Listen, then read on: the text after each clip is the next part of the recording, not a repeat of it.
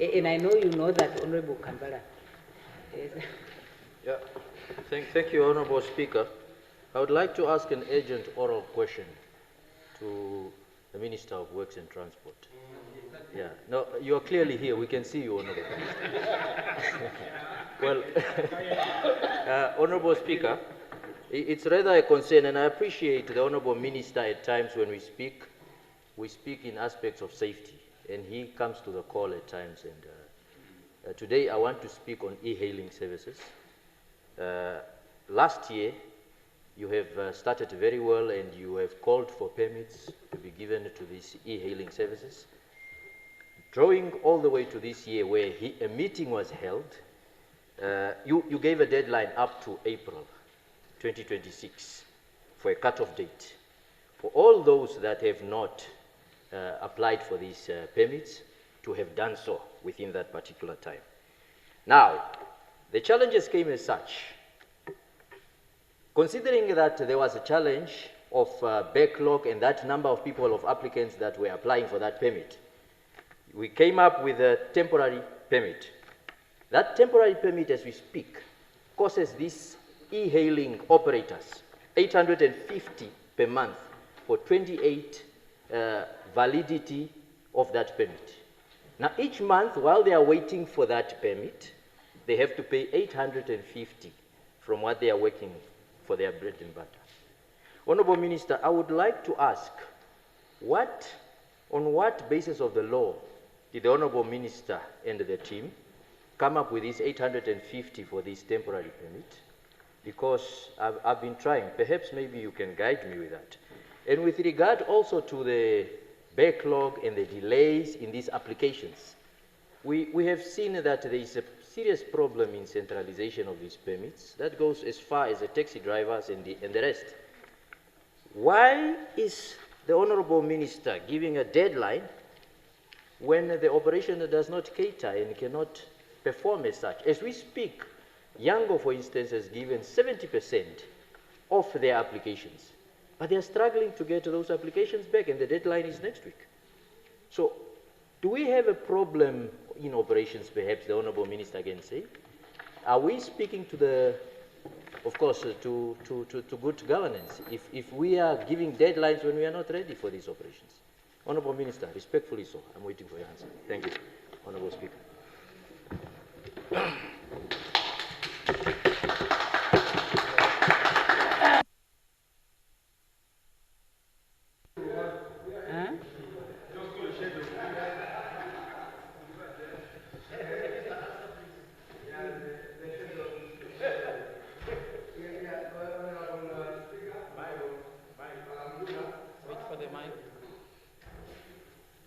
Yes, thank you very much, Honorable Speaker, Honorable Kalangula, for the questions said.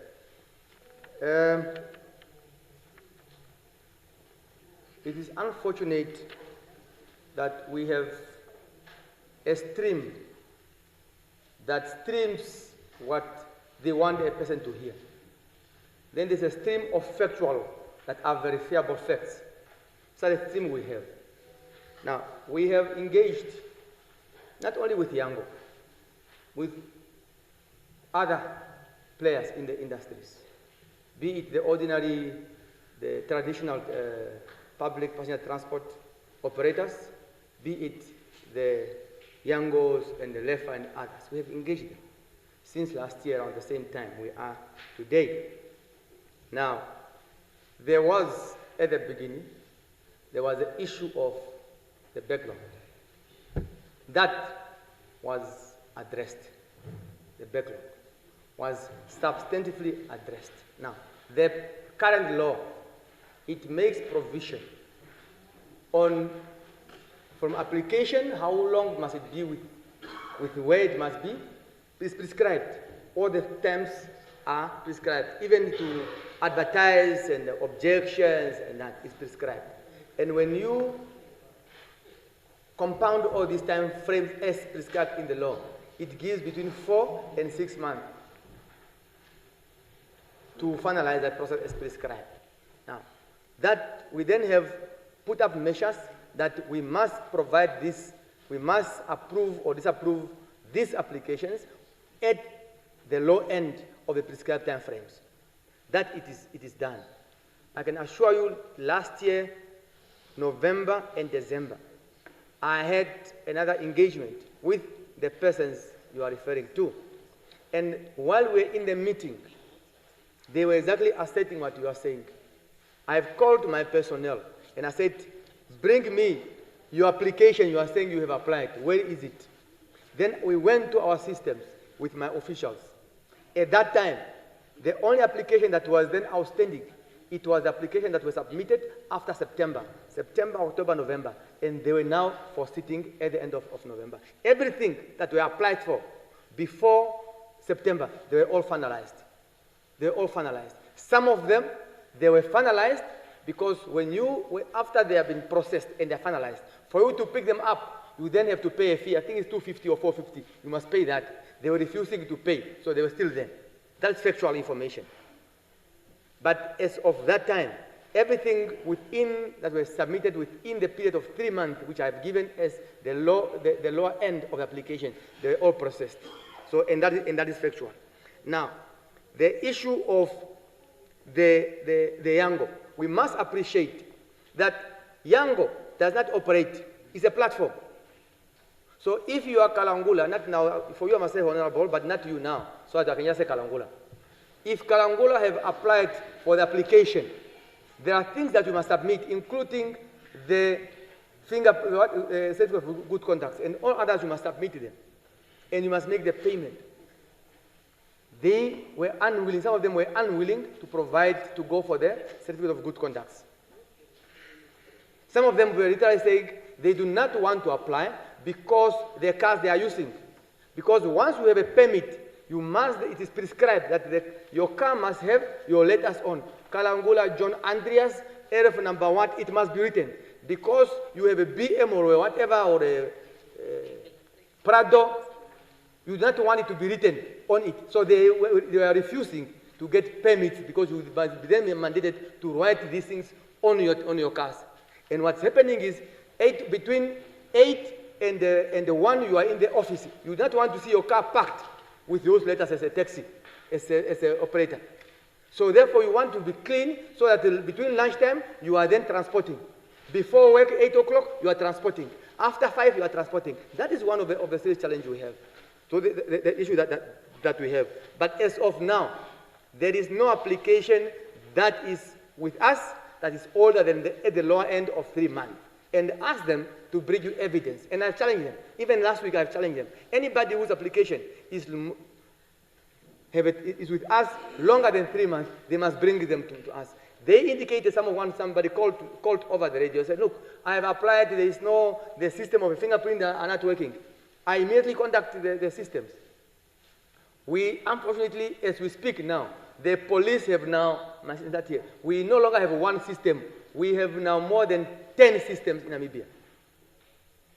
And we call now, come back if you are saying you have applied, come back. Up to today is now over a week. That person is no longer coming to us. So we must be careful of what the colleagues are saying. Insofar as the 850, it is in the law. So you must go to the sections that speak about the temporary permits. It has sections. If you go to the temporary permits, it exactly tells you how much you must pay per day. So it is in the law, and exactly where we rely on. And it's a choice. We are saying, look, if you think the 3 months to wait is too long, you can then apply, you can then come in for a temporary permit, which will give you on the spot. It takes less than 24 hours to get you the temporary permit. So it's really within a bit of the law, and we are doing everything. And you must appreciate, as we sit here, we are now about to finalize the bill that is dealing with this matter with CCL. My brother is not here. We are on that thing, so that we reduce from the 6 lower end of 3 months to bring it maximum 14 days, and also to decentralize, both for local authorities and for the regionals.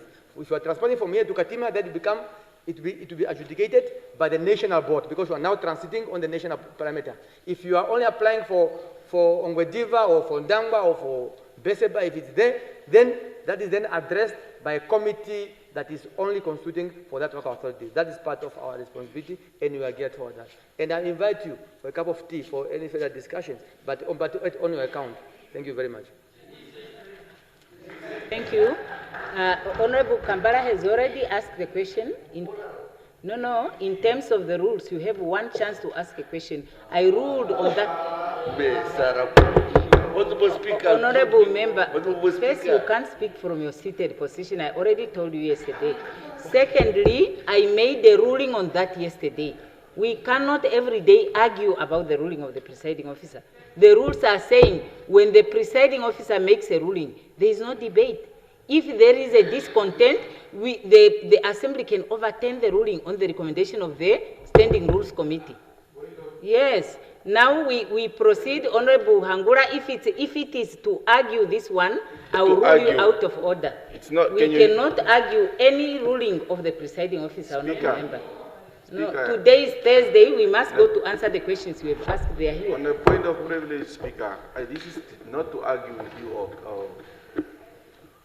it's not a dialogue. I just want to know, are we then saying that the rules of this House limits a member from asking a written question and an oral question? And then what if I have a written question, oral question, notice of motion? What do I do then in that case? Okay, let me answer. You take a seat.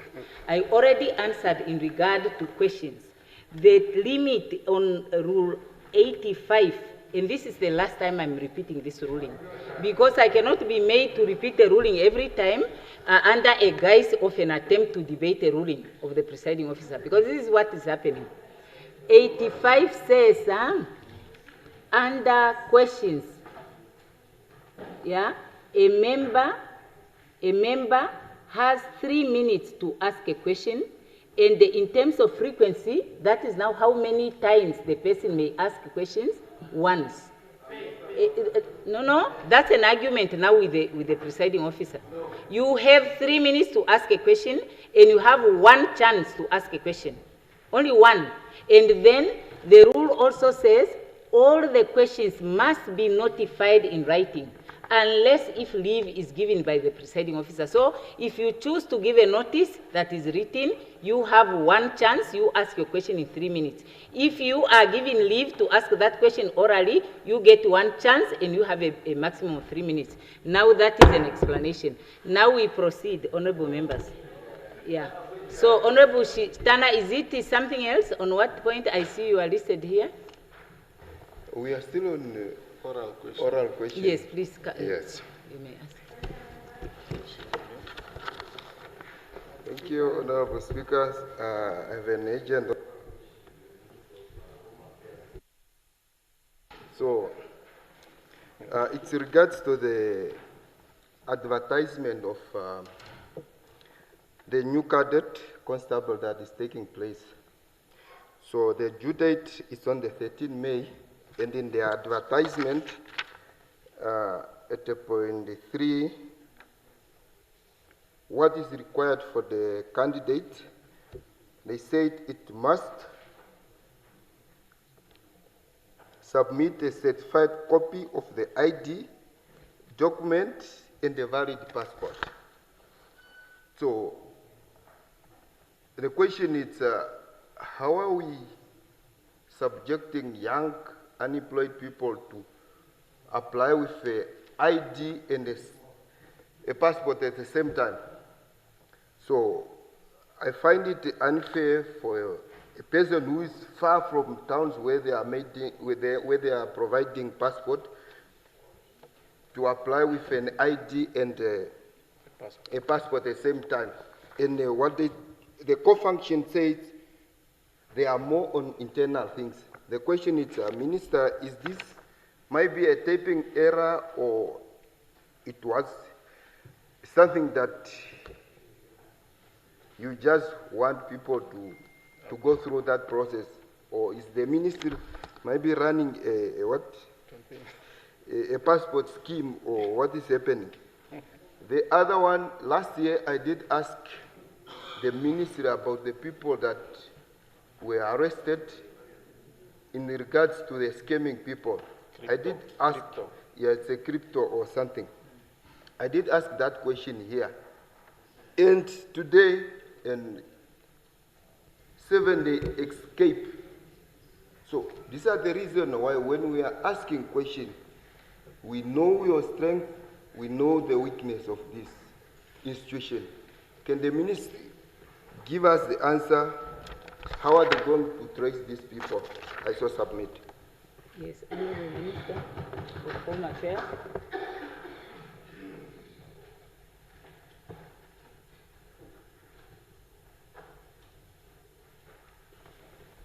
Thank you very much, Honourable Speaker.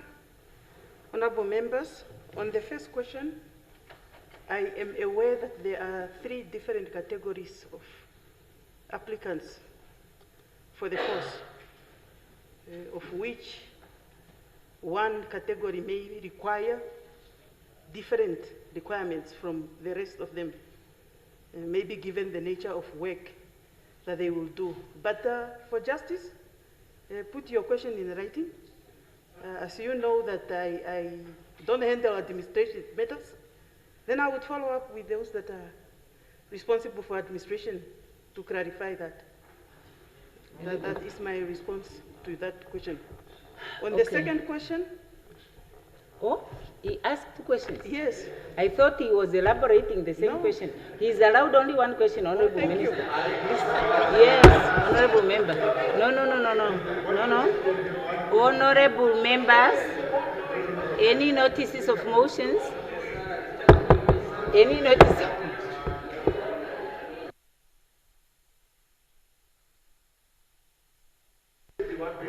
Any notice of motions? Honourable Karola?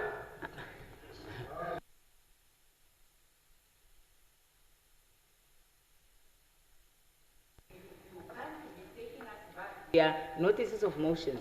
I proceeded to notices of motions. No, Honourable Member, we concluded.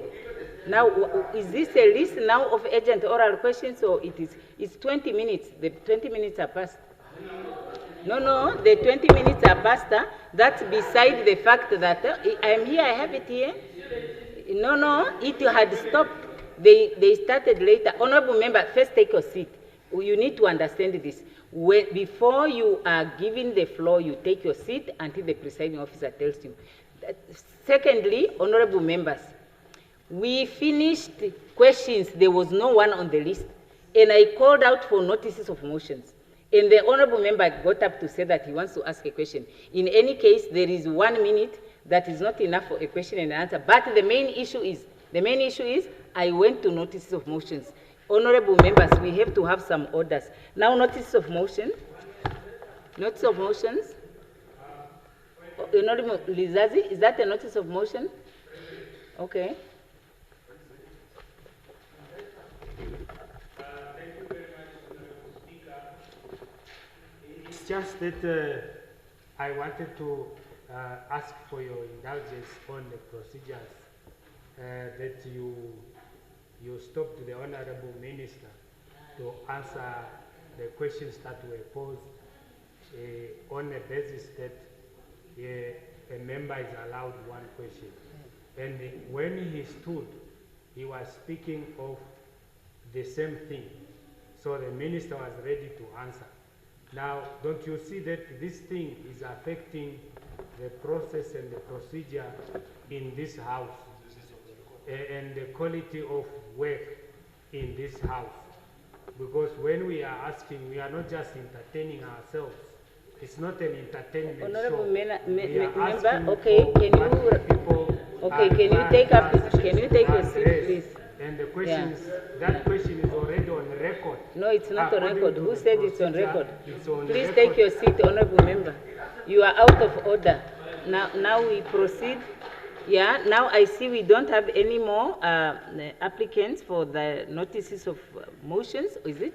Or is it notice of motions? Do we have no more point of order? Notice of motions. Is there a notice of a motion? No?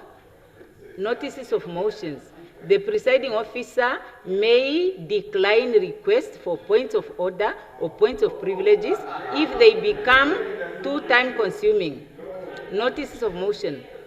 Okay, none. Okay, ministerial statements. Okay, reports from the Committee of the Whole Assembly. Okay, orders of the day. Today being a Thursday, we start with the questions as they take precedence. Now the first question is question 115 by Honorable Kanguru to the Minister of Defense. Does Honorable Kanguru put the question? Speaker, I put the question. Yes, Honorable Minister of Defense and Veterans Affairs.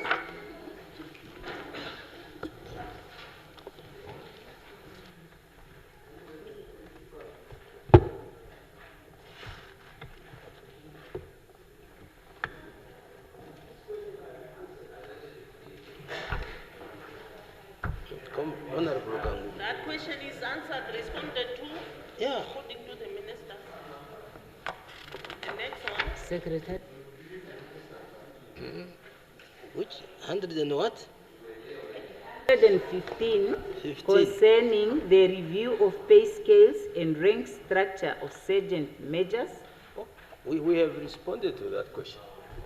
Yeah, I think the minister said that previously, but the front desk here insists that we don't have a record of that. Maybe what the ministry can do to assist us, I will defer a ruling on this, and the ministry must give us a copy of the answer that was provided, so that and then we check with the answer also. Okay. 115, eh? 115, 115. Okay, I'll do that. Okay. The second one is 125 by Honorable Kalangula to the Minister of Works and Transport. The Minister of Works and Transport is not here. Huh? Yeah. The next one is question 130 by Honorable Swartboy to Minister of Industries. Honorable Swartboy, does anyone put the question? No, the Minister of Industries is also not here. They are both not here. Then the next is question 131, Honorable Swartboy to the Minister of Education. Does anyone put the question on behalf of Honorable Swartboy? Okay, none. So the question is not put. The next question is 132 to Honorable Thomas, by Honorable Thomas to the Minister of Information. And the Minister of Information is not here. Yeah, there is no one to answer your questions, Honorable Thomas. The next question is 133 by Honorable Thomas to the Minister of Works and Transport. The Minister of Works is also not here. Yeah. The next question is 134. 134 by Honorable Ipumbu to the Minister of Home Affairs. Honorable Ipumbu is not here. Oh, does Honorable Karonda put the question on behalf of Honorable? Yes, thank you. Okay. Honorable Speaker, on behalf of Yes, on behalf of Honorable Ipumbu, I so put the question. Yes, Minister of Home Affairs.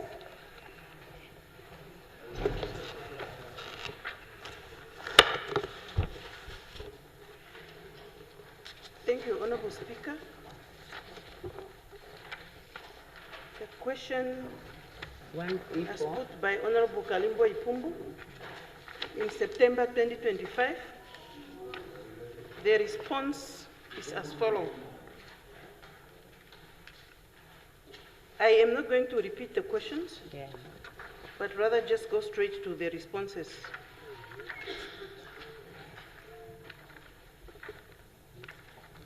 Honorable Speaker, honorable members,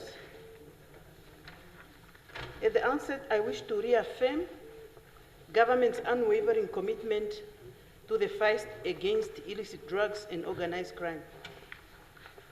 While seizures and arrests demonstrate operational activity, we acknowledge the honorable member's underlying concern that enforcement must equally disrupt higher level networks, financial flows, and enabling systems. As he continued to ask on what the minister can tell the House about the cartels, Based on the reports provided by the Namibian Police Force for the period under review, and that's now the period he referred to, between June and July 2025, no known or identifiable drug trafficking syndicates or cartels were confirmed as operating in a formalized and structured manner within Namibia. In the same instances recorded, the seized drugs were largely linked to individual suspects or small independent distributors, some of whom have connections to other individuals involved in the distribution chains. He also went on to ask about the countries where they originate. In the same reporting period, the majority of suspects arrested were Namibian nationals, alongside a smaller number of foreign nationals. And these that were recorded at that point in time were 339 Namibians, 9 Angolans, 1 from Eswatini, 1 from Tanzania, 3 from Uganda, 5 from Zambia, 1 from Zimbabwe, and that brings the total number of those that were arrested during that period to 359 suspects. Going to number 3, where he is referring to intelligence information gathered by the Namibian police. The honorable member's question touches directly on operational intelligence. And at this point in time, the Namibia Central Intelligence Service and the Namibian police are not at liberty to disclose identities, profiles, or intelligent assessments in an open parliamentary setting, where doing so may compromise ongoing investigations and may also tamper with the methods and sources, witness safety, and the prosecutorial outcomes. However, I can assure the House that where evidence meets the legal threshold, case dockets are developed, suspects are prosecuted through the competent courts, and investigations are escalated to identify controllers, financiers, and facilitators, and not only runners of such end users. On number 4, the honorable member was referring to the celebration of arrests as opposed to being low-level learners and users. The arrests and seizures recorded for that period reflects a mixture of offenders, with a notable portion being lower-level possession and distribution suspects. The reporting for the period under review does not categorize arrest persons by leadership tier in a manner that would allow precise and responsible breakdown to be tabled. That said, the ministry agrees with the principle behind the question that we must measure success, not only volumes, seizure or total arrest, but by disruption of supply chains, asset tracing and forfeiture, dismantling and distribution nodes, and conviction of higher level actors. And the last question, it was more focusing on whether the ministry is aware of links between those drug distributors at the entry points and those that are inside the country. The ministry treats allegations or indications of collusion with the utmost seriousness, and credible information suggesting involvement of public officials is referred for investigation through appropriate internal and external mechanisms. And this includes the disciplinary processes, criminal investigations, and where warranted, we strengthen the integrity and control mechanisms.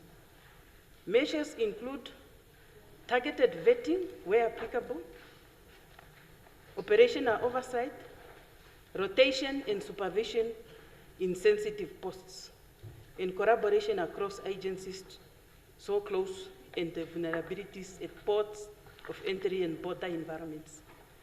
The House should be assured that no official is above the law. Where evidence exists, action is taken in accordance with the law and established procedures. For completeness in the House's record, the reported census for June and July, between June and July 2025, summarizes as follows. Nature of drugs confiscated in number 1, cannabis, the weight, 1,293,151.32 kg, at the value of 12,931,513. Number 2, mandrax, 921 tablets, that amounts to a value of 110,520. Then in number 3, we have cocaine powder at 9.7 grams, at the value of 4,850,000. Crack cocaine, 234 units, at a value of 23,400. In the crystal meth, 5 grams, at the value of 4,180. In psychotech, 55 pills, at an amount of 11,000. That brings us to the total of about 13,085,463. As I conclude, the Ministry welcomes robust oversight and remains committed to intensify intelligence-led policing, strengthening border and ports control, and pursuing the higher level organizers and profiteers behind this trade, while protecting the integrity of ongoing investigation and prosecution. I so submit, Honorable Speaker. Yes, thank you. The next question is still by Honorable Ipumbu to the Minister of Health and Social Services. Honorable Karonda, are you delegated again to put that question? Yes. Yes, Minister Yes, of Health. I'm delegated, and so duly asked the question. Speaker, honourable member, thank you for the question. This particular question was asked on the 11th of September 2025. I'll proceed to answer it as appropriate. Question number 1, I won't read the question. The Ministry initiated a pilot program on the 1st of July 2025. The key word there is the aspect of pilot. The purpose was to be able to conduct a pre-pilot study, which was conducted, and then after the pilot ends, a post-pilot study to analyze. And so the program was conducted on the 1st of July 2025 to incorporate volunteer doctors into the public health system as part of the strategy to decongest the public health facilities. Mind you, during this public briefing, it was noted that this part of the strategy was merely the beginning, and we were looking at more permanent aspects, such as transforming the facilities into 24/7 facilities, as we have now done. And so therefore, this part of the volunteers was merely the beginning of the pilot strategy. At the outset, we successfully engaged 12 private medical doctors. As of today, but now I'm speaking based on, of course, when this was documented, which was in 2025. So as of that particular date last year, 10 of those dedicated professionals remained in the program, 2 of which unfortunately pursued other opportunities. However, the rest of the 10 did complete the pilot with us. This pilot program was scheduled to conclude on the 30th of September 2025, which it did, after which a comprehensive review was consulted, yielding the results as will be mentioned in question 2. Question 2, regarding the impact assessment, the volunteer doctors were strategically integrated into the night duty roster, particularly because of the multiple complaints at night at the particular center, being Katutura Health Center. Now, the purpose was to enhance the capacity for medical services during peak hours. Preliminary data at that point led to the fact that we did see an improved impression from those that we were serving in terms of service delivery, because prior to the pilot, a survey was handed out and patients as well as healthcare workers filled in those surveys. Two of the top complaints, number one was in terms of customer service, number two was with regards to the long waiting hours, and yes, they did report an improvement in terms of the waiting hours. The presence of additional doctors during the busiest hours was therefore implemented between 7 p.m. and 11 p.m., and this was particularly effective. Specifically, we saw the increase, mind you, thereafter, of medical officers on the night duty roster from 2 to 4, meaning from the pilot, we had a pre-pilot, we had a pilot. That pilot then informed the fact that we needed more medical doctors on duty at a time. And so during the pilot, we only had, or before the pilot, we only had 2 medical doctors on shift per hour. After the pilot, this informed the new strategy being 4 medical doctors per hour, typically at the hours of 7 to 11 p.m. Question number 3, regarding unemployed medical graduates. The ministry at this point is not particularly aware of UNAM-trained medical graduates who have been excluded from employment within the ministry due to academic incompetencies. However, the honourable member, if the honourable member can provide specific information regarding this alleged exclusion, particularly for that aspect, we will be glad to investigate further on that matter. Question number 4, I will read this question. Health system improvements. Since assuming office, can the Honourable Minister outline what concrete improvements have been achieved in public health facilities with respect to infrastructure, equipment, staffing, and the overall quality of health services? This is quite a long answer. Since assuming office, we've diligently worked to enhance our public health facilities across several levels. Rightfully so, taking note of the fact that there is still a lot of work to be done and a lot of inefficiencies that must be plugged. However, there are advancements that have been made with regards to public health infrastructure. In collaboration with the Ministry of Works and Transport, the Ministry of Health and Social Services is well advanced, finally, with our public health infrastructure maintenance plan. This was commenced last year after assuming office, and the purpose of this is to ensure that the ministry has a documented plan in terms of maintenance of all of our health facilities across the country. Furthermore, we have made significant strides in development of our infrastructure and health facilities. The Onankulo Clinic construction was completed. Ompunja, Onamakulo clinics were all completed. The Oshana Regional Management Team offices were completed. This was particularly to alleviate the space constraints at the Oshakati Intermediate Hospital. Keetmanshoop dialysis was completed, finalized, and officially has started operation. Oncology Center in Walvis Bay, finalized, completed, and has started operation. Katima Mulilo ICU, completed, finalized, and has started operation. Walvis Bay dialysis has been completed and ready to start operation, merely waiting for myself or the Honourable Deputy Minister in order to do the official inauguration.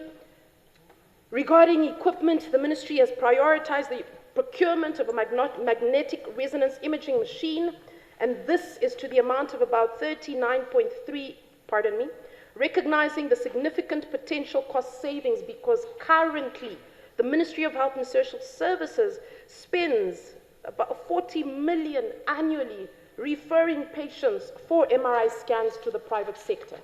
And so this was very strategic.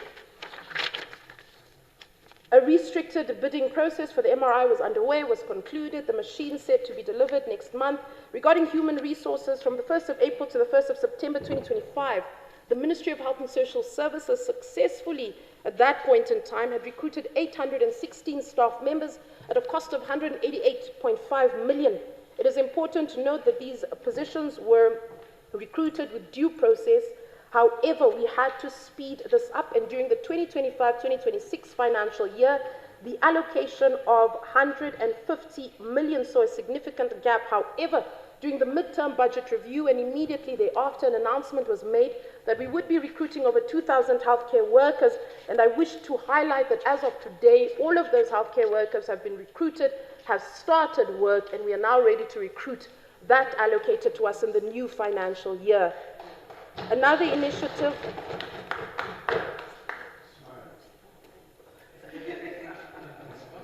These improvements are indicative of our ongoing commitment to strengthening the public health system, and I wish to, because of time, highlight a few other aspects because the question was very broad, asking for overall improvements.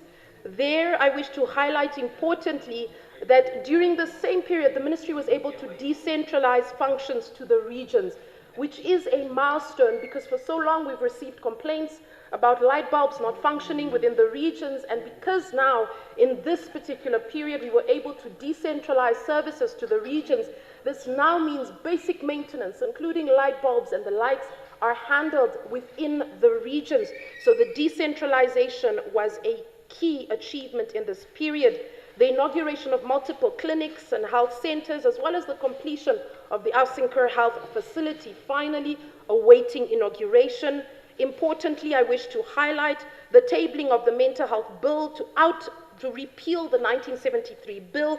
In 2025, September, we had a SONA clearing backlog account, and there we were able to clear thousands of backlog, and not just that, during this particular process, we have now put in place a strategy working together with various stakeholders because we have realized that oftentimes patients wait very long for sonars and CT scans, and because of that, we have now started to implement this particular strategy to ensure that going forward, we have a particular accepted time for waiting for sonars and CT scans. Now, this is not yet complete, nowhere near perfect, but the first phase, which was the clearing of the sonars last year in September, was the first phase, and we were successfully able to clear thousands of sonars that had been on the waiting list for quite some time. Then the registration of lenacapavir, the digital health policy, the commencement of Mahwilili as well as Okuriangava to be 24/7, exactly related to the question that the Honourable Member posed regarding how effective that pilot was to use volunteer doctors. Once again, because that was not a permanent strategy, the permanent strategy was to say overall we must equip these health facilities with the human resources they need to be 24/7 functioning. Within this new financial year, because this 24/7 strategy works, we are now looking to expand it to other regions as well so that we can have other facilities also functioning 24/7. As I conclude, allow me to reassure the August House that addressing the challenges within the healthcare system remains a top priority. We are the first to admit the fact that there are a lot of gaps that must be filled, but this report, which I have not managed to read in its entirety because of time, reflects the fact that work has been done and work is ongoing. This does not even take into account the procurement of over 36 ambulances in the financial year, as well as then the Lodox machine, which has been stationed at the emergency unit. I so submit, Honourable Speaker. Now, honourable members, the honourable member, you cannot put the, honourable member. Okay, that goes without saying. All the documents that are read. Yeah, okay, can I make an announcement? If the new members don't know that when you read a statement, it needs to be circulated, I want to announce to all the MPs that when a question is asked and you read an answer, a copy of that answer needs to be submitted to the front desk so that it can become available, so that we don't have to discuss that every time there is an issue. It's the same with ministerial statements, motivating of bills, and so forth. Okay, now having said that, it's break time now. We will break for, what? I don't know. Why are the members so, So that is what we have agreed to do. But what I wanted to say before we break for 20 minutes, honorable members, Rule 85 says, there is a time limit for debates and speeches. Then I'll go specifically to the motion. A mover has 15 minutes to motivate because a limit was set for notice of motion. And the leader of government business, 10 minutes. Leader of official opposition, 10 minutes. other members 5 minutes. Now I come to questions. A mover has 3 minutes to move a question, and a member in answer has 5 minutes, and a mover in reply, meaning only the original MP who posed the question may pose a follow-up question, and that member has 2 minutes. So I just want to say that, so that when we prepare our questions, they must be capable of being read in 3 minutes. When we prepare our answers, they must be capable of being responded to in 5 minutes, but we can have an elaborate version of a write-up that we can distribute for reference. Because I can see that sometimes ministers are frustrated, the questions triggers too much information, and you can't fit it into 5 minutes. So you can arrange. I'm not talking to the one minister, it's just a general notification. Now, having said that, we rise until 16 hours. Today.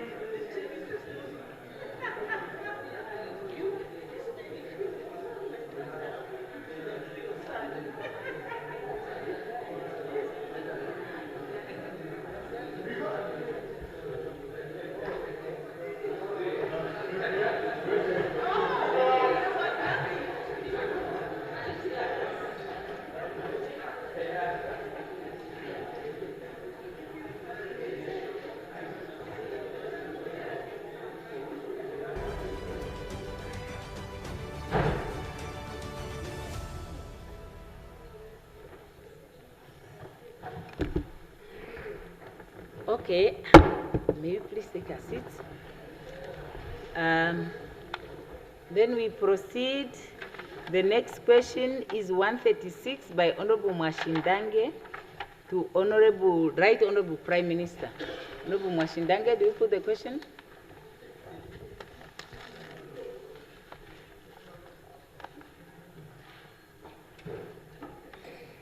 Honorable Speaker, I put the question. Yes, Right Honorable Prime Minister, can you please answer? Yes, thank you very much, Honorable Speaker. Yes, and the Honorable Right Honorable, before you start, I just would like to say, Honorable Mwashindange, this question is of excessive length. I can't even recall whether the Right Honorable PM may take his seat for a moment. Yeah. Yes, you may just take your seat a little bit. Okay. Well. Yeah, this question has 8 sub-questions. And I don't know whether it was one of those days when the clock was not working, but I also have to remind the Secretariat, the front desk there, to say the time for asking question is 3 minutes, yeah, so that the question is manageable, so that the answer will also be manageable. But I also want to bring it to the attention of the members that the rules say where the rules don't specify, the presiding officer can make a ruling. And I don't want to reach a point where I have to say the question should not exceed this number, because 8 questions cannot really be considered to be reasonable questions. Now, having said that, I give the floor to the Right Honorable Prime Minister to try and answer within the time.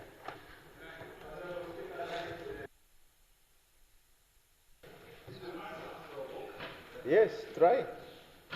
I know Honorable Mwashindange is smiling, so. Honorable Speaker, honorable members, thank you for the question which was posed October 2025,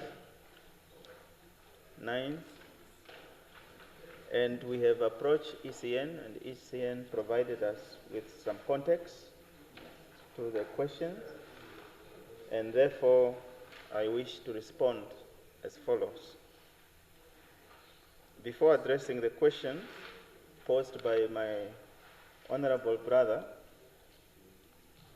allow me to appraise this honorable House that over the past elections, the ECN hired private vehicles from members of the public as a result of not securing the requisite number of vehicles from OMAS, namely OMAS of government. Hence, the 2024 national elections were no exceptions.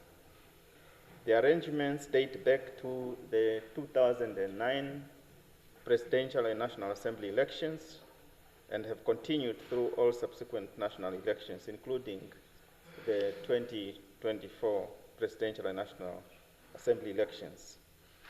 6 by-elections conducted in 2025, the 2025 supplementary registration voters, and recently concluded OTAPI elections. We say recently because the assumption that we thought we would answer these questions in 2025.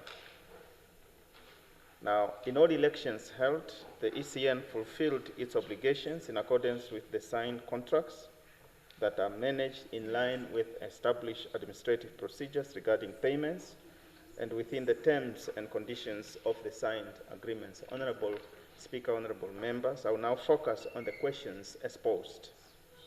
The first question asks me to provide a detailed report on how many private vehicles owners have not yet been compensated fully to date and what the current total amount outstanding is. Honorable members, I wish to remind this august House that ECN is a statutory body whose operations are governed by relevant legal frameworks and operationalized through set policies and procedures. Consequently, the owner of each private vehicle hired is required to sign a contract with ECN, which outlines the terms and conditions. As regards the 2024 Presidential National Assembly elections, the ECN hired a total of 5,330 vehicles, while 1,320 vehicles were hired for the general registration of voters.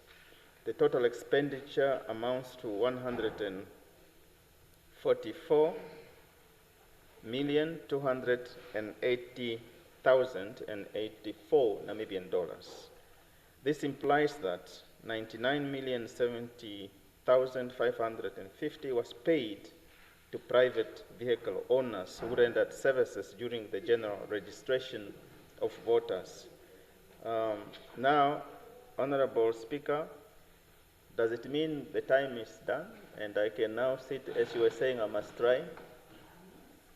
The time, I can continue? Thank you, Honorable Speaker. And 45,299,534 for the presidential and National Assembly election. That was just a breakdown of how the 144 million was spent.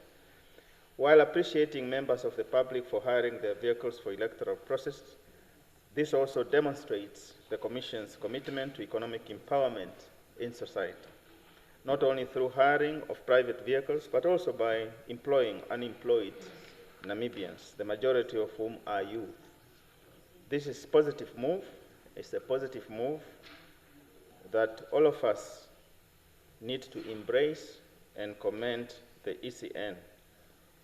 The Commission has, however, received isolated queries from 31 individuals, private vehicle owners, regarding payment amounts, specifically related to the areas where the vehicles were deployed, claiming that they were under payments. It is important to note that these queries do not allege non-payment, but rather seek clarification on the rate application and alleged underpayment. These isolated queries have been thoroughly investigated in accordance with the established procedures, and all affected private vehicle owners have been duly compensated. The Honourable Member also asked what specific administrative or procedural shortcomings led to delayed payments, particularly regarding vendor registration and finance system integration, and what measures has ECN taken to expedite future payments and avoid recurrence of these delays. While acknowledging that there could have been delays in effecting payments of some of the employed service providers or election officials of various categories during the period under review and the elections hitherto mentioned, because this has been honored and contractual obligations also have been settled. Now, Honorable Speaker, considering that this is long overdue and the matter has been resolved, I seek your guidance, so too of the Honorable Member, whether I should go to read all of it. If it is the case, I can continue. But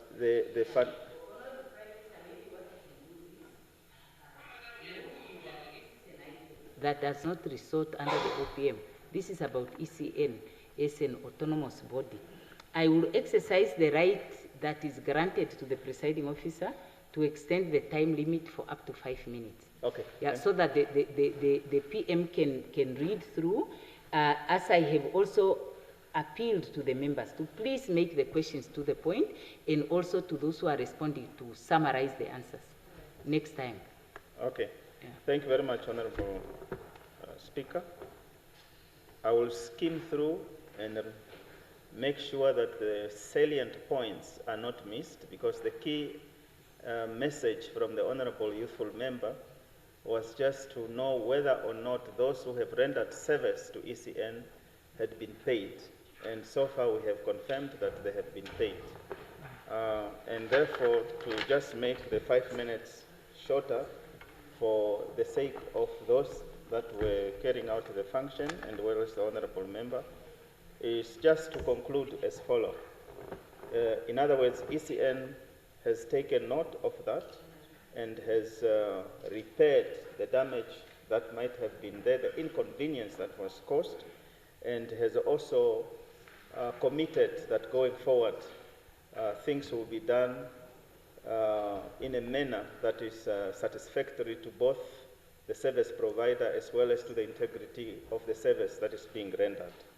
Now, it was also a question as regards to oversight, and therefore on oversight mechanisms, the ECNs introduced to guarantee accountability and prevent delays in the service of election-related procurement and compensation. It is important to emphasize that the following administrative procedures have already been implemented towards ensuring accountability and efficiency. Number one, all procurement processes are guided by standard operating procedures that outline steps, timelines, and responsibilities for each stage of procurement. Two, contracts include clearly defined deliverables and timelines. Three, multiple levels of consideration, adjudication, and approval are in place before procurement contracts are signed and before payments are released, therefore ensuring accountability at every step. Four, staff involved in procurement and compensation are trained on financial management, contract administration, and treasury instructions to minimize errors and delays. Five, regular progress reports on procurement and payments are submitted to management and relevant oversight committees, ensuring transparency and timely corrective actions where necessary.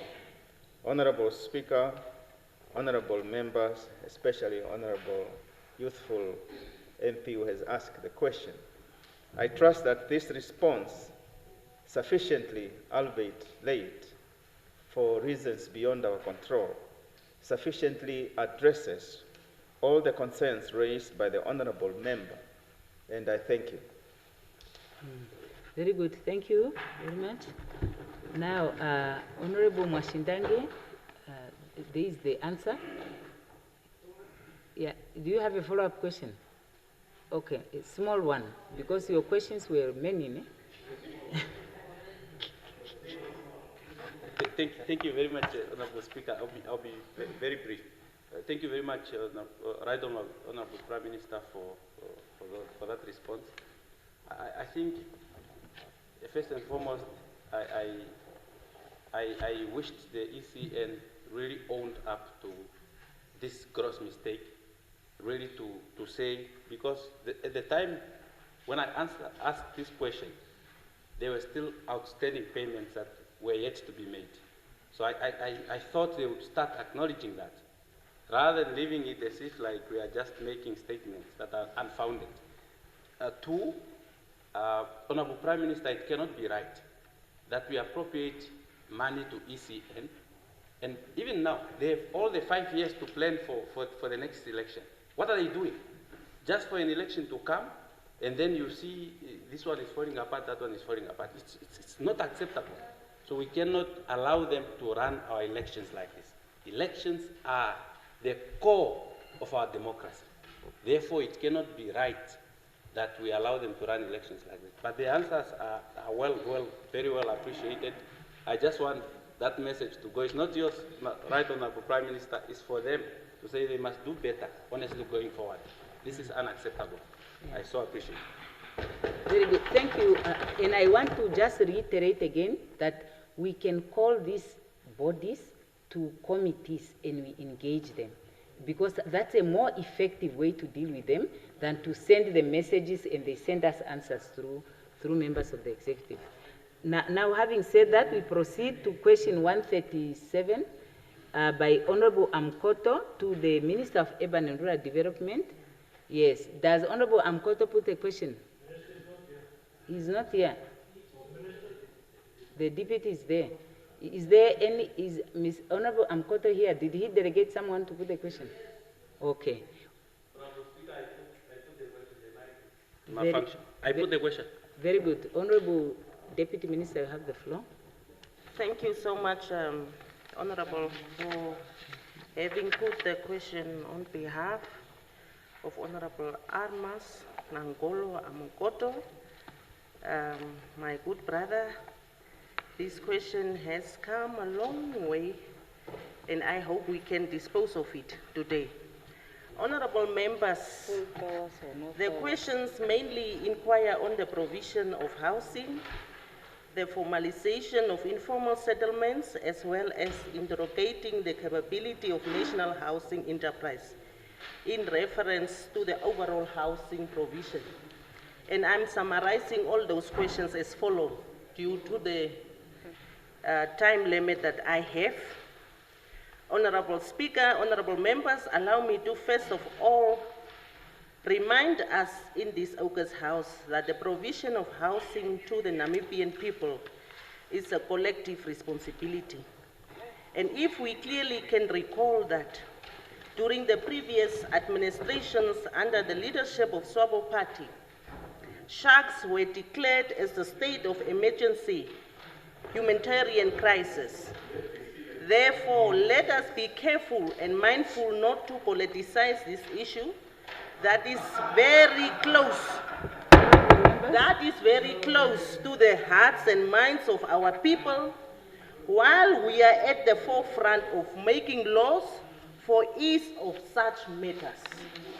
Having said that, I wish to appraise this August House that the Ministry, in partnership with all relevant stakeholders such as Ministry of Finance, National Planning Commission, regional councils, local authorities, National Housing Enterprise, private sector and community-based organizations has redoubled efforts to collaborate on the delivery of the targets in line with the revised housing policy of 2023.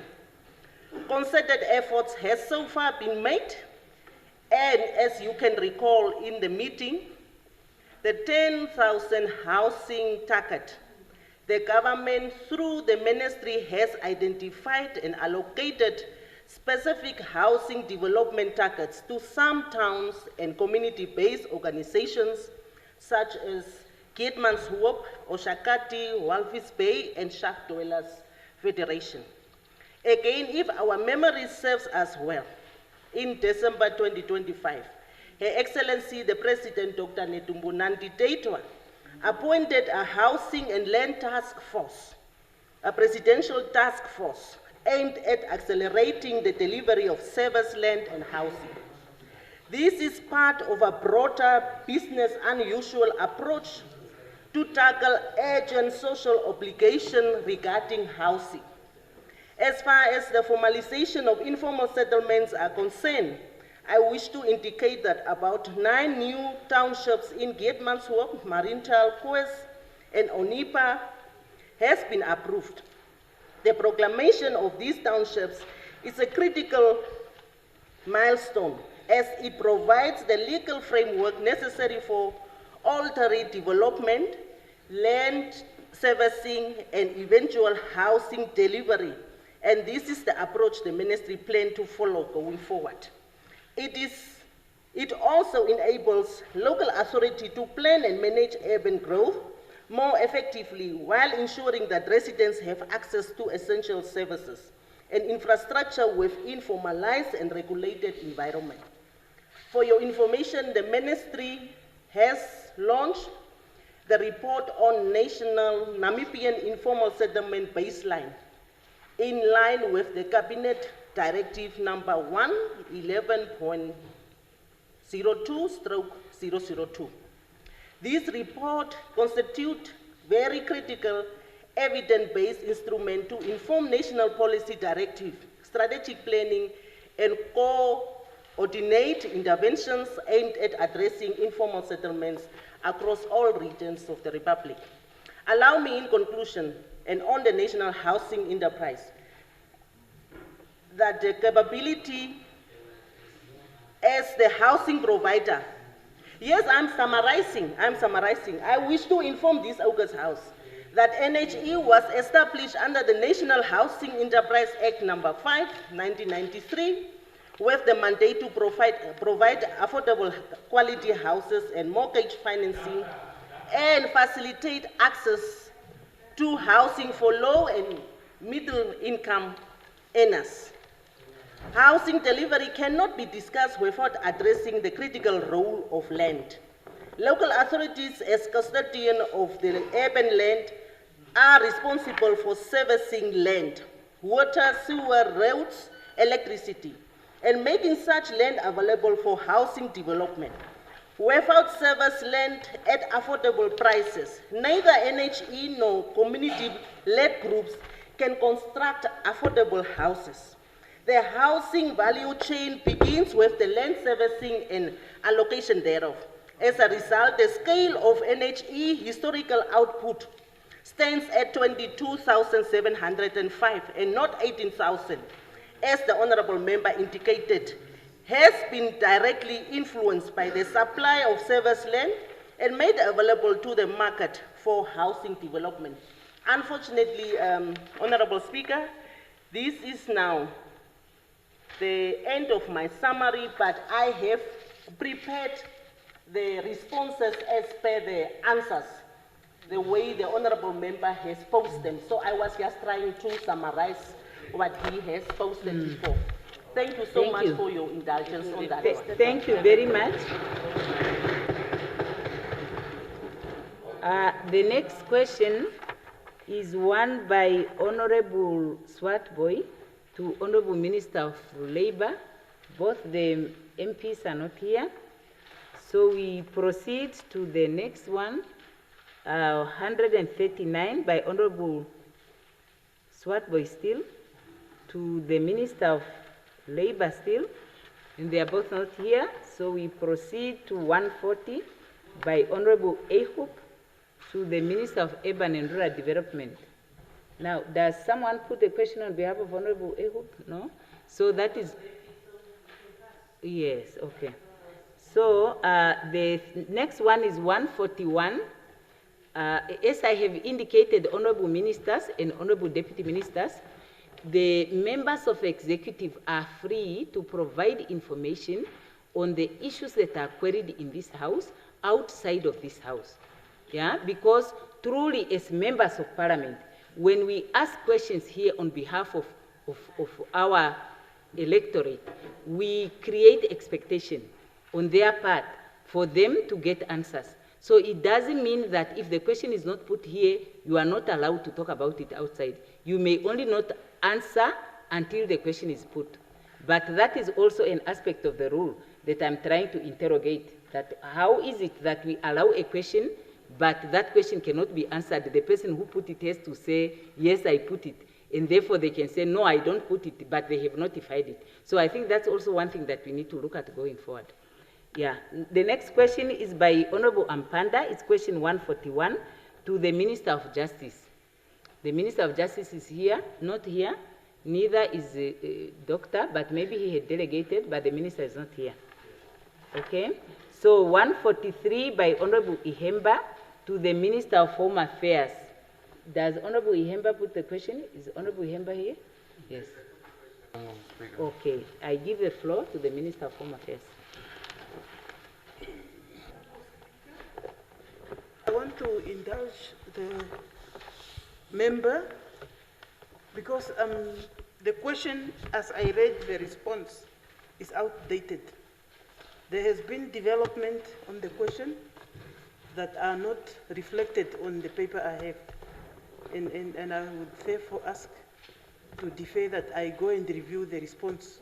Then I come and respond later when I have updated the response. Okay. And also, Comment Speaker, allow me to share information on a question that was asked earlier on. I have consulted and I was informed it's a typing error that says either an ID document, a question that was put by Honorable Shitana. It's either an ID document or a valid passport. And it's only appearing on one category of the applications. Okay. Of the adverts. So that's important information. Yes. Okay, I have allowed it, but in terms of procedure, I don't want us to follow that precedence.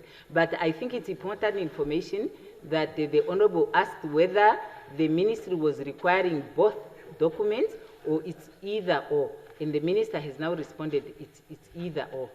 Okay, fine. Then we proceed to the next question, which is 144 by Honorable Mbinge Sheundo to the Minister of Education.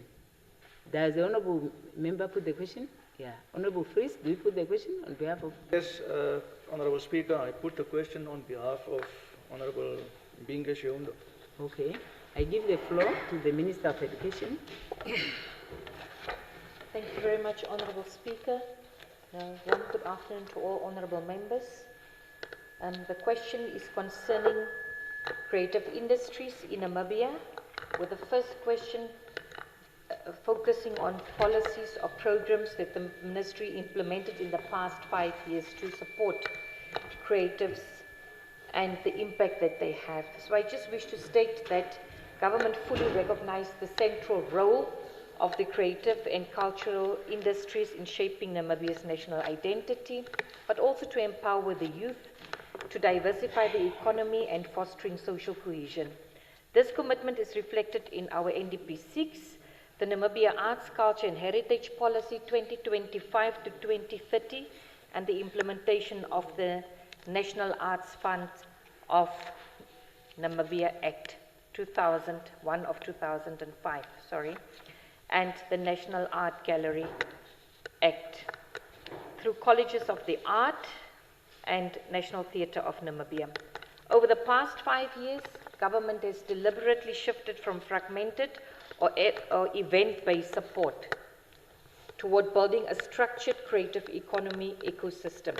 Firstly, the Ministry is responsible for arts and culture and has launched the policy on Namibia Arts, Culture and Heritage Policy 2025 to 2030, which provide a national policy direction for sector governance, but also participation, education, heritage preservation, and creative industry development.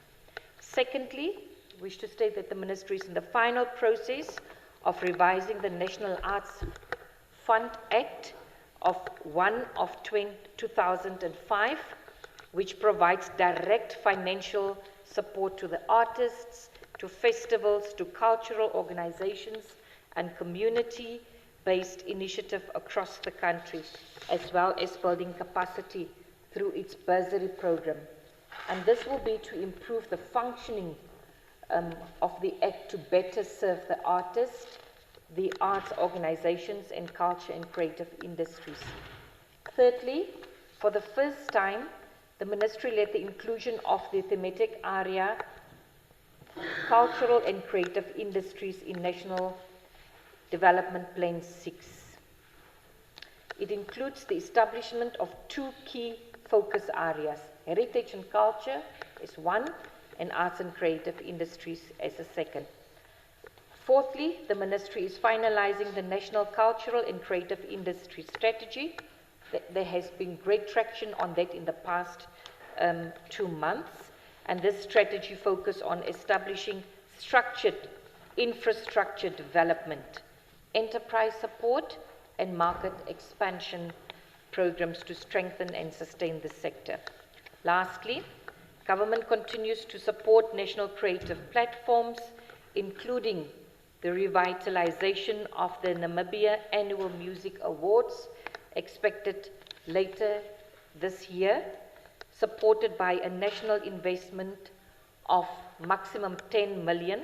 We are still seeing how we should really either reduce that amount, and we're looking into that. But it will really be repositioned as both, one, a recognition, and secondly, industry development platform. That's the NAMAS.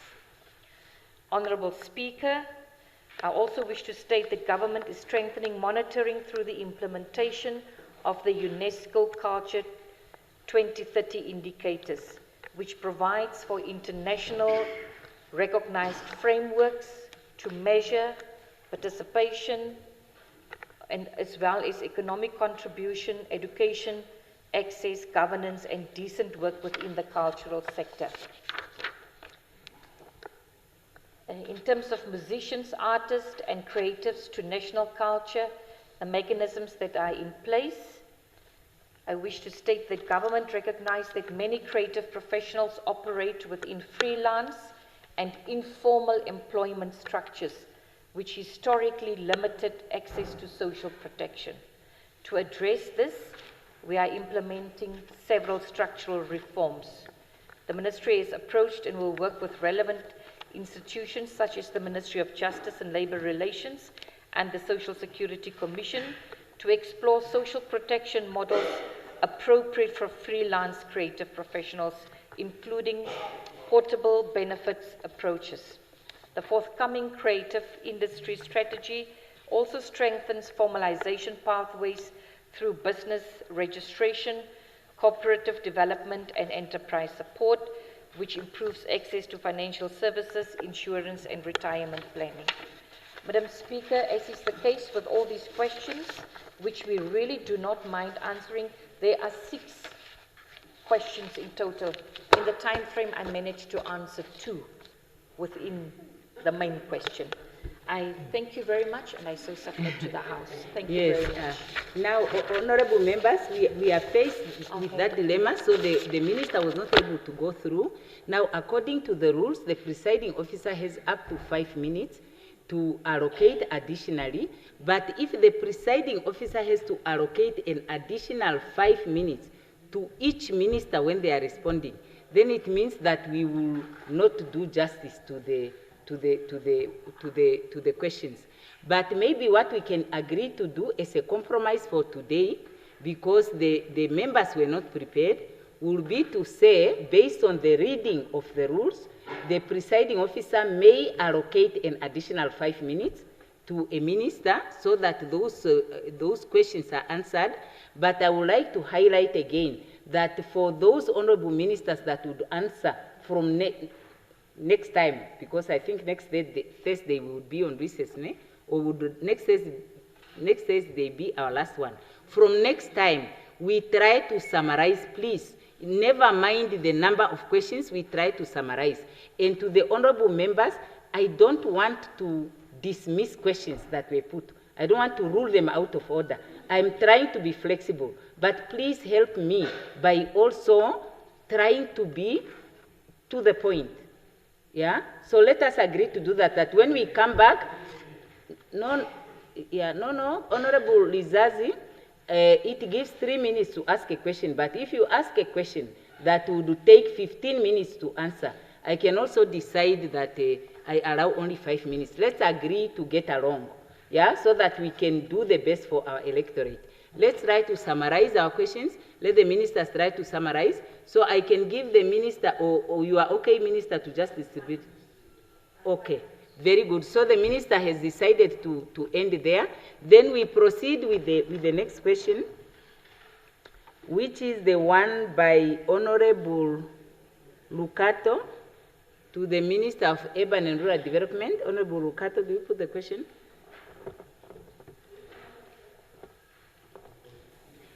I pose question, Honorable Speaker.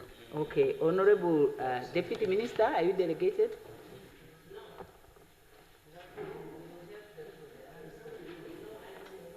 Oh, okay. So the Deputy Minister is not delegated there. So we proceed to the next one. It's question 148 by Honorable Fries to the Minister of Finance. The Minister is not here. Then we proceed to 149 by Honorable Mongo to the Minister of Justice. Both are not here. Then we proceed to 150, Honorable Nashinge to the Minister of Home Affairs. Is anyone delegated to put the question? None? Okay, so, are you delegated, Honorable Member? Yes. Okay. I put the question. Okay. Honorable Minister of Home Affairs.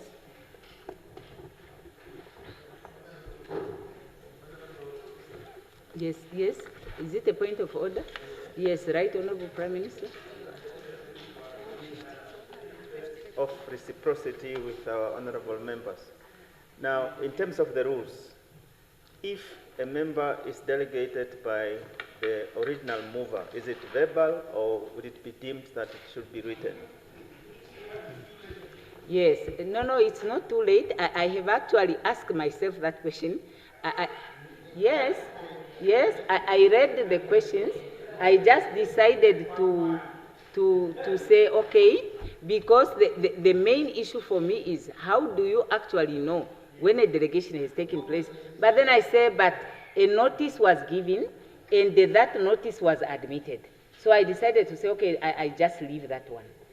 But the rules don't say. The rules are just, they are just saying If a question is notified and the member is called to put the question and the member is not there, the question lapses unless if another member puts the question on behalf of the other one.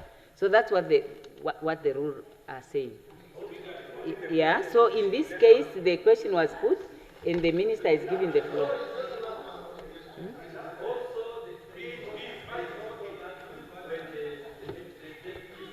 Mashindange, Honorable Mashindange. Honorable Mashindange. Yeah, thank you. We should not shinda each other. Let's rather listen to each other. Yeah, Honorable Mashindange. No shindering other MPs.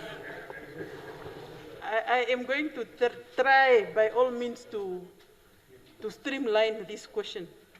As Honorable Speaker made reference to other questions that have volume number of questions, this one has 10. So I'm going to answer briefly. Honorable Speaker, honorable members, the question was given notice on the 11th of September 2025 regarding the operational readiness and legal compliance of the Namibian police vehicle fleet. On number 1, I'm saying on the alleged 500,000 kilometers decommissioning requirement. The force decommissions vehicle primarily due to accident damage or when it wear out or based on the recommendation of a board qualified mechanics. A fleet management policy exists and guides this process. However, the force operates different categories of vehicles with differing lifespans. Decommissioning is therefore not applied as a single automatic kilometer trigger across all vehicle types. On question number 2, allegation on ignoring the policy and tampering with the odometers, the response is that the policy is not ignored and the force has no record of complaints to date implicating members for tampering with the pedometers. On 3, on how many vehicles that are exceeding 500,000 kilometers on their status, at the reporting time, when the report was prepared, they were 92. And then number 4, on vehicles operating without valid NATIS license disc, maybe what to clarify here is to say that the force has cited the Road Traffic and Transportation Act of 1999, Act number 22, which have a section 153, subsection 4, that provide for an exemption to the force from licensing requirement for police vehicles. On number 5, on measures to ensure the roadworthiness and compliance, in terms of the internal transport policy, the vehicles are inspected on a weekly basis, and when it's found not to be fit, it's suspended until it is fit for service.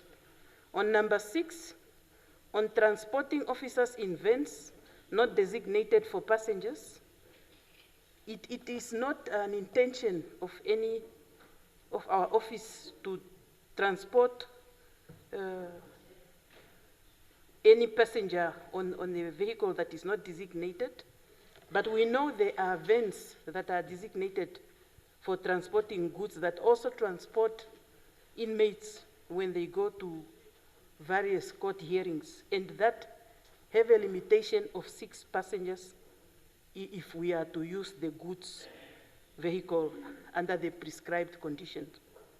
On number 7, on allegation of punishment or victimization of officers who refuse unsafe or illegal transport, Regulation 31 of the Police Act, that's the Act of 1990, requires anyone to provide their grievances through the channels and lodge complaints for redress.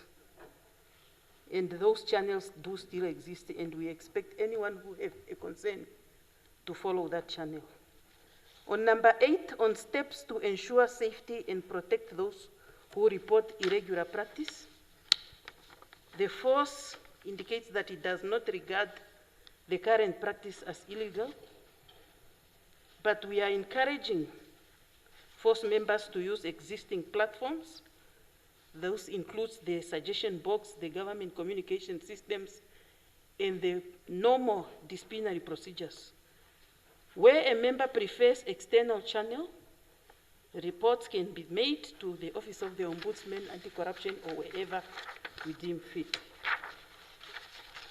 On public trust, what we can say is that the force maintains that it operates within the law, and the public trust is fostered through the law-abiding conduct, community policing, and continuous awareness initiatives.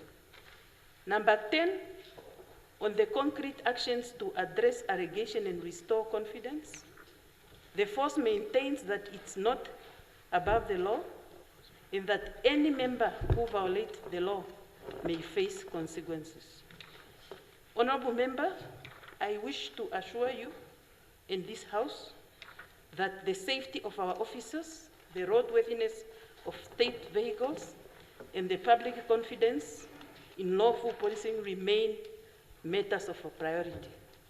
Where credible information is brought forth, it will be handled through established reporting, investigation, and disciplinary processes without fear or favor. The full response will be submitted, and for the benefit of the member who posed the question, a copy can be availed. Thank you, and I so submit. Very good. Thank you, Honorable Minister. Now that was a lengthy question. You did your best to answer that. The next question is 152 by Honorable Klute to the Minister of International Relations, who is not here. I put 220. Oh, the deputy is here, yeah. Yeah, I put the 226-day-old questions to the Minister. Yes, I'm happy you noted the age of the question, Honorable Yeah, Member. and so far I've asked 24, and none of them have been answered. Yes, yes, no, I'm happy you note that, because that's a concern that, no, you can take your seat. That's a concern that we share. That's why we need to find a way that we can get our questions answered. Now, before the Deputy Minister takes the floor to respond, I take it she's delegated. I just want to note, or she can indicate if she's not, I just want to note that the last part of the question asked the Minister to report on the protocol stroke gifts. And I want to indicate that under the rules, we have made a provision for how gifts are to be declared. And declaring them in answering questions on the floor of Parliament is not one of the ways. So I think that one, the Secretariat, we are supposed to note to say that we are bound by the rules. So let me just finish. Who is that one calling for the Speaker? Yeah, let me just finish. So I want to say the part of the question that is aligned with the rules is allowed, and the Deputy Minister may respond as delegated by the Minister, but I just want to indicate that where the rules or the laws provide otherwise, yeah, we must comply with the rules or the laws. And therefore, that would mean that the gifts are to be declared as per the procedures that are established under the rules here. So, yes, on what point? I just wanted to find out which rule is that, Honourable Speaker. The rule is in the rule book here. I can find it. When I find it, I will cite it to you. Otherwise, it's difficult to... No, I can find it. When I find it, I will read it to you. But I expect that you should also have it, because we all have to fill that declaration. Yeah, okay, you can't speak from the seat as the presiding officer is speaking. So the point that I'm making is that we are all expected to familiarize ourselves with this one. We cannot be challenging the ruling on the basis. It's Rule 67. Yeah. So the Deputy Minister, you have the floor, please. Is the Deputy Minister of MIRT? I think the question is to the Minister. Honorable Klute's question is to the Minister of International Relations and Trade.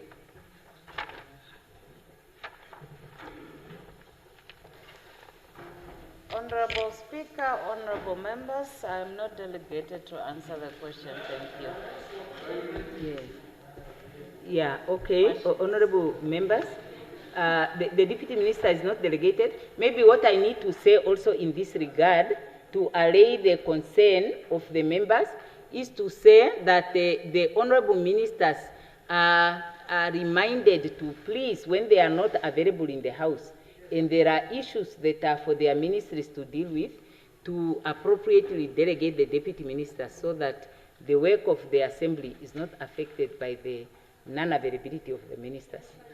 I think the whole idea of having deputy ministers is for the deputy ministers to stand in when the ministers are not available.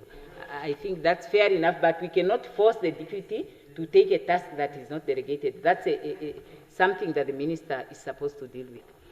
Okay, then the next question is 153 by Honorable Kandorodu to the Minister of Finance. The minister is not here, unfortunately, Honorable. Then the next is 154 by Honorable Mbundu to the Minister of Education. Does Honorable Mbundu put the question?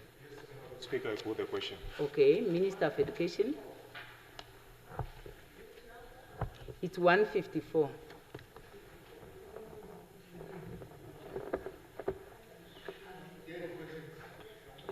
Yeah, no, he is very exemplary here.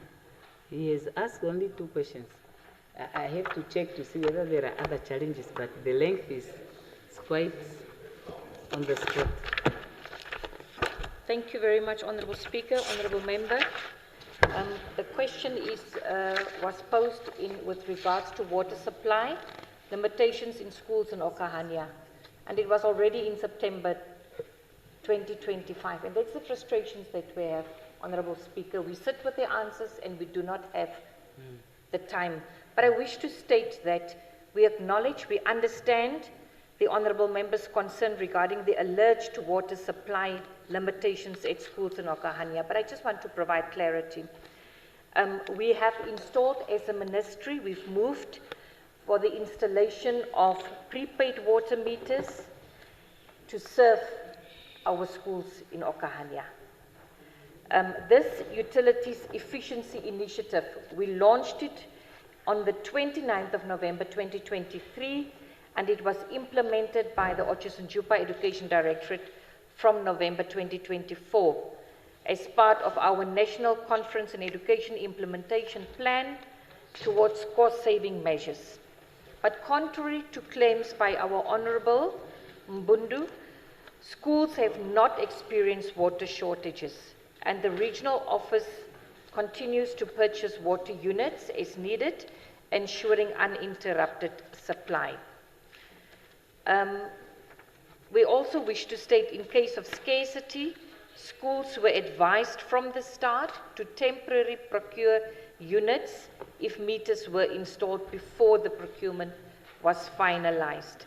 And therefore, no directives were issued instructing schools to wait for monthly allocations, and no reports of unaddressed shortages have been received. The Directorate continued to issue letters to the schools following up, but this project is really saving the Ministry of Education a lot of money since we started with prepaid electricity and prepaid water meters.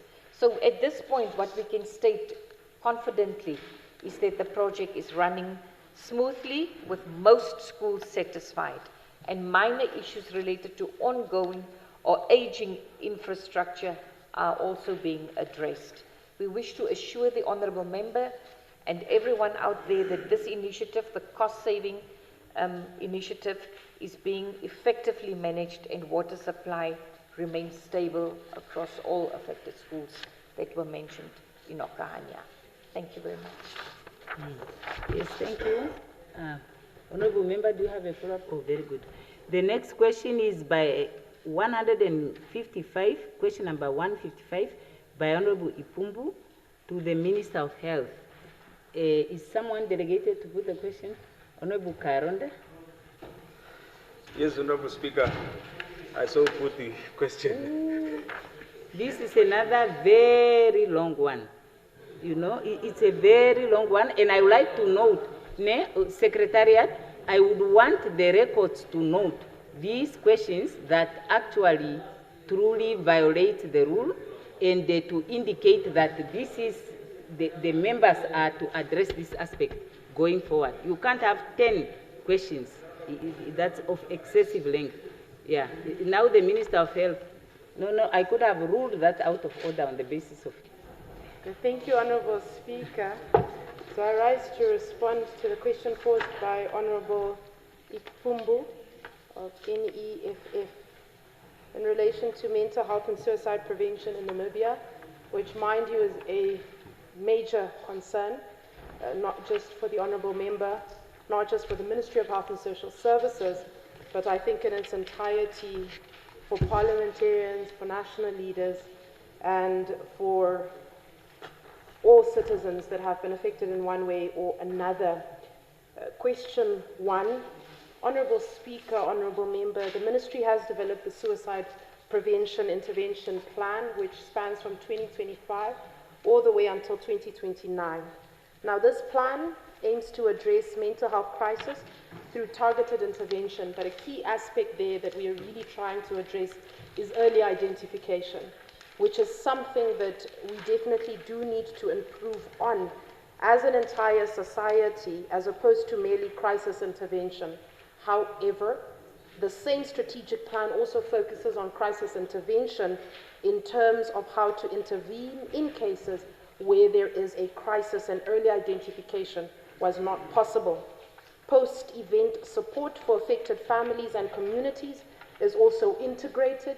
The Ministry has definitely, particularly since this particular plan has been put in place from 2025 up to now, we have tried to be more responsive in terms of counseling after trauma for those that are affected, and we do hope that that has been noted also by parliamentarians and others that have been affected by various traumas over the past year.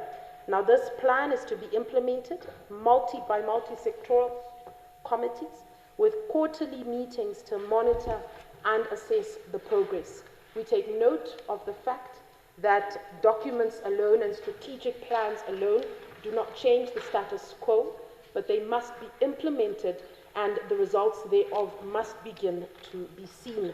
Furthermore, we have domesticated the WHO, or the World Health Organization, Mental Health Gap Action Plan. These are guidelines for mental, neurological, as well as substance use disorders. This GAP guideline provides evidence-based intervention for managing mental health conditions in non-specialized health settings, ensuring that healthcare providers at all levels are equipped to offer the best possible care. The Ministry has also finalized the Mental Health Bill, together with the accompanying regulations, which aims to protect the right of individuals with mental health conditions, to promote voluntary treatment, and to ensure access to quality mental health services. On this point, allow me to mention, Honourable Speaker, this bill currently is on the floor, once again highlighting the importance of doing due diligence as soon as possible, because this particular bill has repercussions in terms of the quality of life afforded to day-to-day Namibians. Specifically, this particular bill addresses key challenges such as discrimination, inadequate resources, as well as the need for integrated mental health services within the broader health system. I mentioned in a side conversation with one of the honourable members that the bill also will allow us to expand facilities where mental health services are offered, because the particular bill on the floor allows the minister to designate health facilities as mental health facilities, which will allow us to have a wider scope of facilities offering these services. Question number 2, regarding mental health infrastructure, I touched on it a little bit now in answering the first question. However, to strengthen mental health services across all regions, particularly in the rural areas, once again, this particular approach is included within the bill. Primary healthcare integration is key. We are prioritizing close collaboration with primary health facilities to strengthen, to train, as well as to capacitate the cadres at the primary healthcare level, where it all begins. And this is a key component included in the bill to allow us to ensure that mental health services and care are provided from that very level in communities, and not just when it gets to a mental health facility, when a patient must be admitted, or where it's a parasuicide case, perhaps where an attempt has been made. A key component of this integration is finalizing training as well as implementing and rolling out the Namibian adapted version of the WHO mental health gap. What we are saying here is it's good to have international instruments, but we want to make sure that they are tailored for the Namibian population, learning, of course, from best practices. This program supports the integration as well as the decentralization of services to non-specialized healthcare workers. What we are saying is this strategic plan, together with the bill, allow us to get to a place where it is not only a specialized psychiatrist that can offer certain aspects of care or a specifically trained mental health care nurse. We want to be able to decentralize those services so that even community health workers are able to identify warning signs of things like MDD, of things like schizophrenia, of things, like bipolar disorder and the likes, to be able to identify it early and take the necessary steps and actions. Honorable Speaker, I see my time has run out.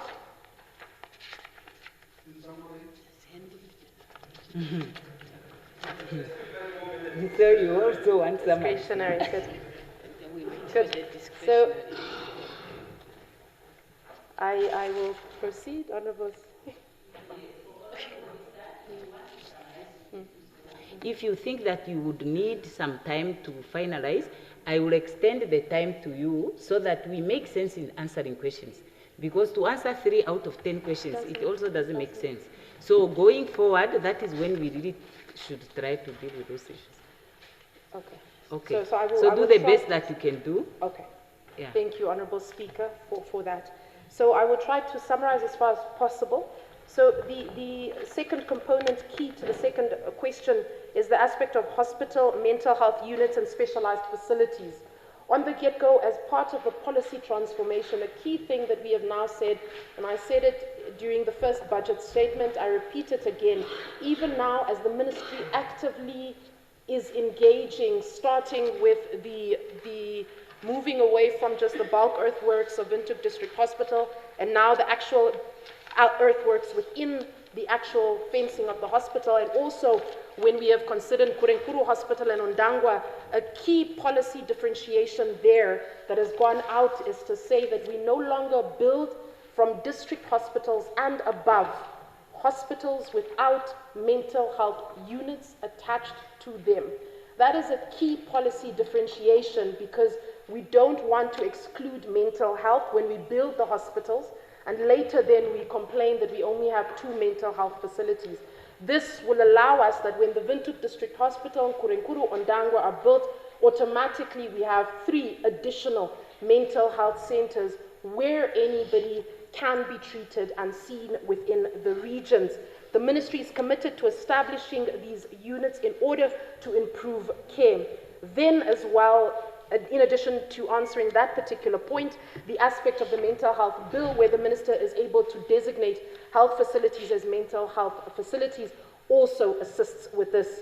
I will skip over that question, the rest of it, and I'll move to question number 3 regarding teacher support systems. In collaboration with MESAC, we are implementing targeted interventions to support educators and to assist with mental well-being.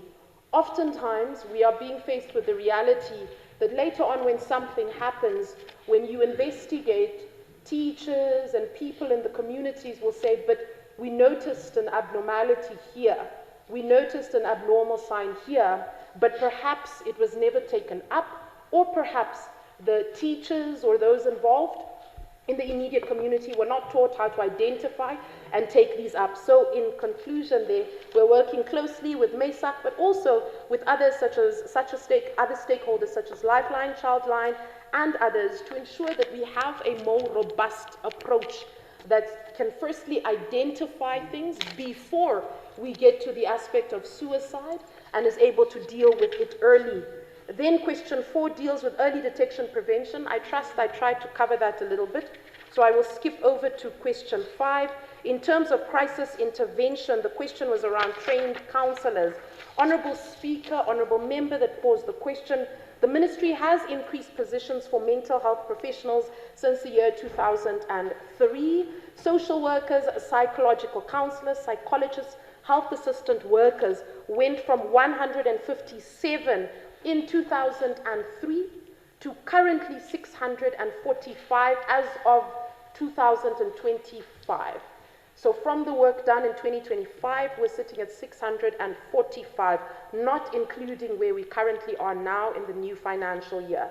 Psychological counselors, we went from 0 in 2003 to 145 in the year 2025.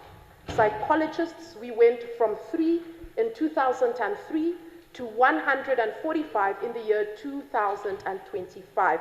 Health assistant workers, we are currently sitting at 1,988. Are these enough? No.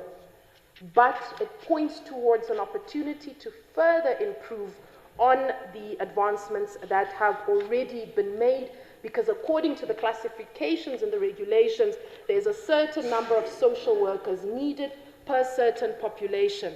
And until we get there, we cannot say that enough has been done. Question 6 is regards to public awareness campaigns. Honorable Speaker, more must be done with regards to communicating to the public. Yes, we have community health workers. As of 2025, a directive has gone out that the ministry must now raise over 6,000 community health workers, because right now we have only about over 1,000 community health workers, and the goal is to get to the guidelines where we reach the recommended community health workers per population. We need about 6,000, just over 6,000 community health workers. So that is a gap that must be filled in order to ensure that community health workers are able to go into the communities and educate community members about mental health conditions, about MDD, bipolar, personality disorders, delusional disorders, you name it. Yes, and schizophrenia. Question number 7, interministerial collaboration. Honorable Speaker, I'll conclude on that question because you've graciously already extended time. I see it's over and I still have 4 questions left to answer. However, Honorable Speaker, the interministerial collaboration is present, particularly with those such as MESAC, as well as the Ministry of Gender Equality and Child Welfare, other NGOs, as well as UN agencies. However, once again, I wish to emphasize that on the aspect of mental health, more can be done in terms of better collaboration, and we commit to do so. Thank you very much. Yes, thank you, Honorable Minister. So the questions, the answers are available. The next question is 156 by Honorable Mbuti to the Minister of Gender. Both the Minister and Deputy are not here. Yeah. Then the next one is 157 by Honorable Hengombe to the Minister of Industries. The Minister of Industries is not here. The next one is 158. Huh? Where is the deputy? Oh? Who is delegated? Oh, yeah, my sister. Sorry, Honorable. Yes, are you delegated? Okay. Oh, okay. Thank you. Thank you. Yeah, okay. Then the next question is 159 by Honorable Klute to the Minister of International Relations and Trade. Yeah. Honorable, do you put the question? Yes. Honorable DM, are you delegated? Delegated Speaker. Okay. Okay. Thank you. Now we proceed to the next one is 160 by Honorable Lucato. 158 is skipped. 158 by Honorable Nashinge to the Right Honorable Prime Minister. Does someone put the question on behalf of Honorable Nashinge?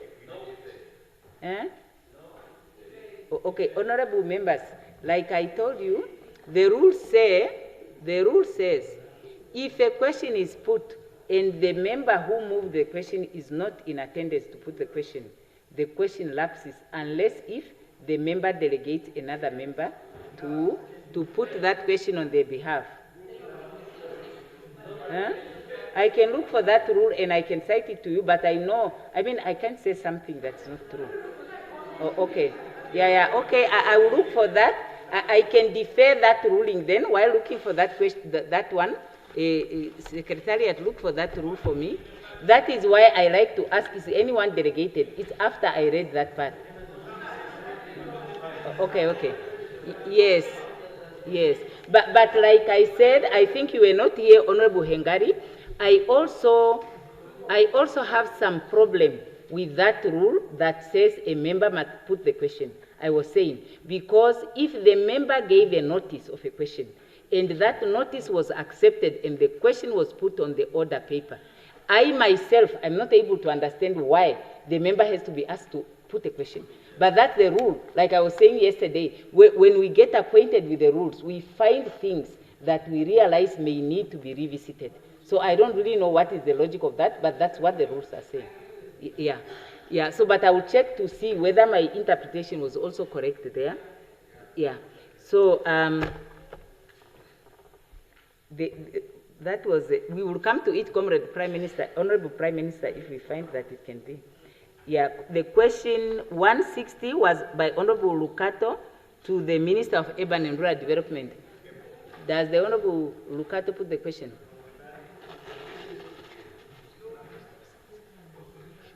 Only for motion. Oh, okay. Yes, Honorable Lucato, do you put the question? Yeah, Honorable Speaker, I pose questions.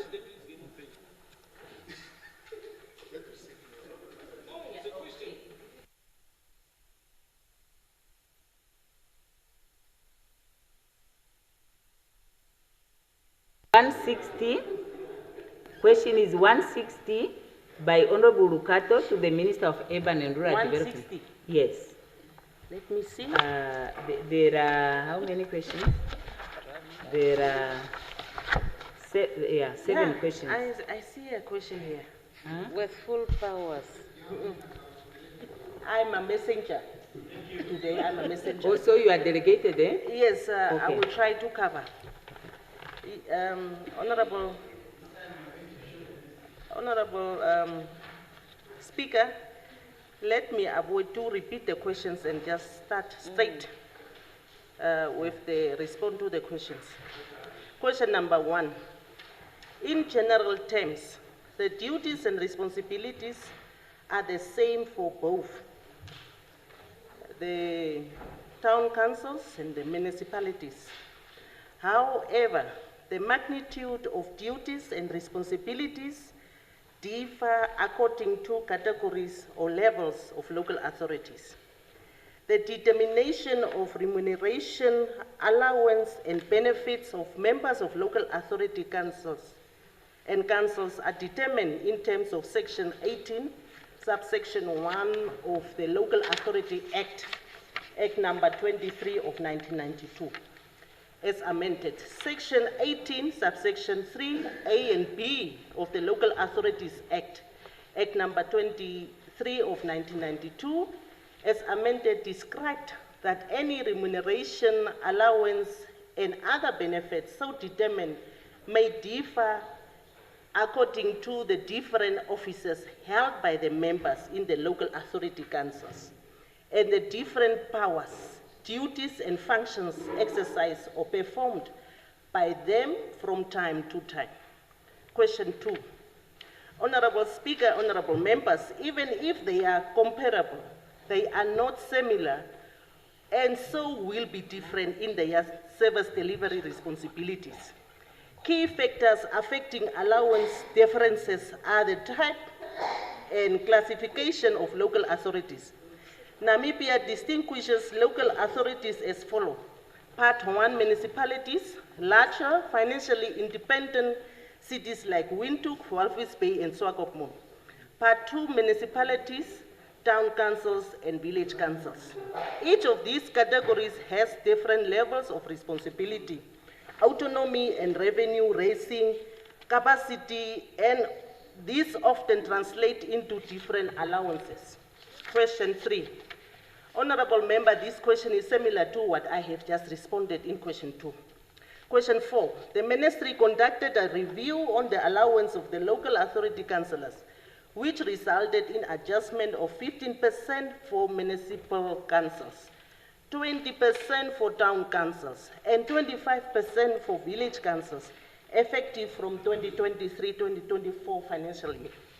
The adjustment of allowances are considered based on the affordability and sustainability by local authorities, councils, without negatively affecting the critical responsibilities of service delivery to the communities.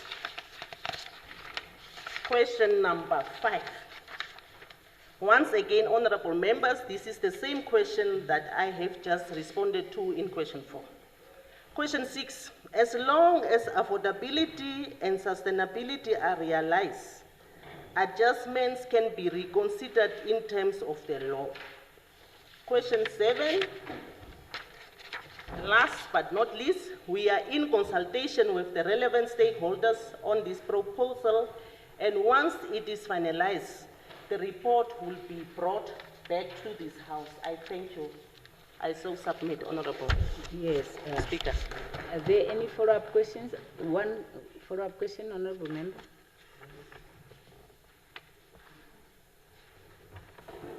Honorable Speaker, with the powers vested on her by the Minister, I got no follow-up questions. Thank you so much for your response.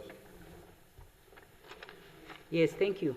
Then the next question is question number 161 by Honorable Kanguru to the Right Honorable Prime Minister.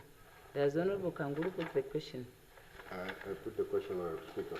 Yes, that the Right Honorable Prime Minister wish to reply. Thank you very much, Honorable, my good brother from Oshitutuma.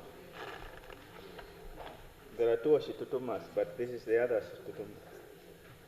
Thank you very much, Honorable Speaker, Honorable members. Honorable Kangulu, the question was asked on 30 October 2025. First question, there are 3 questions. The first one is, what is the projected cost to the taxpayers over the next 5 to 10 years? Consideration that the majority, I think, of veterans and senior public figures are at their advanced stage. And this is pertaining to that is to do with funerals. In other words, it's a prediction of their lifespan, which is a very difficult question. And it's also a sensitive question.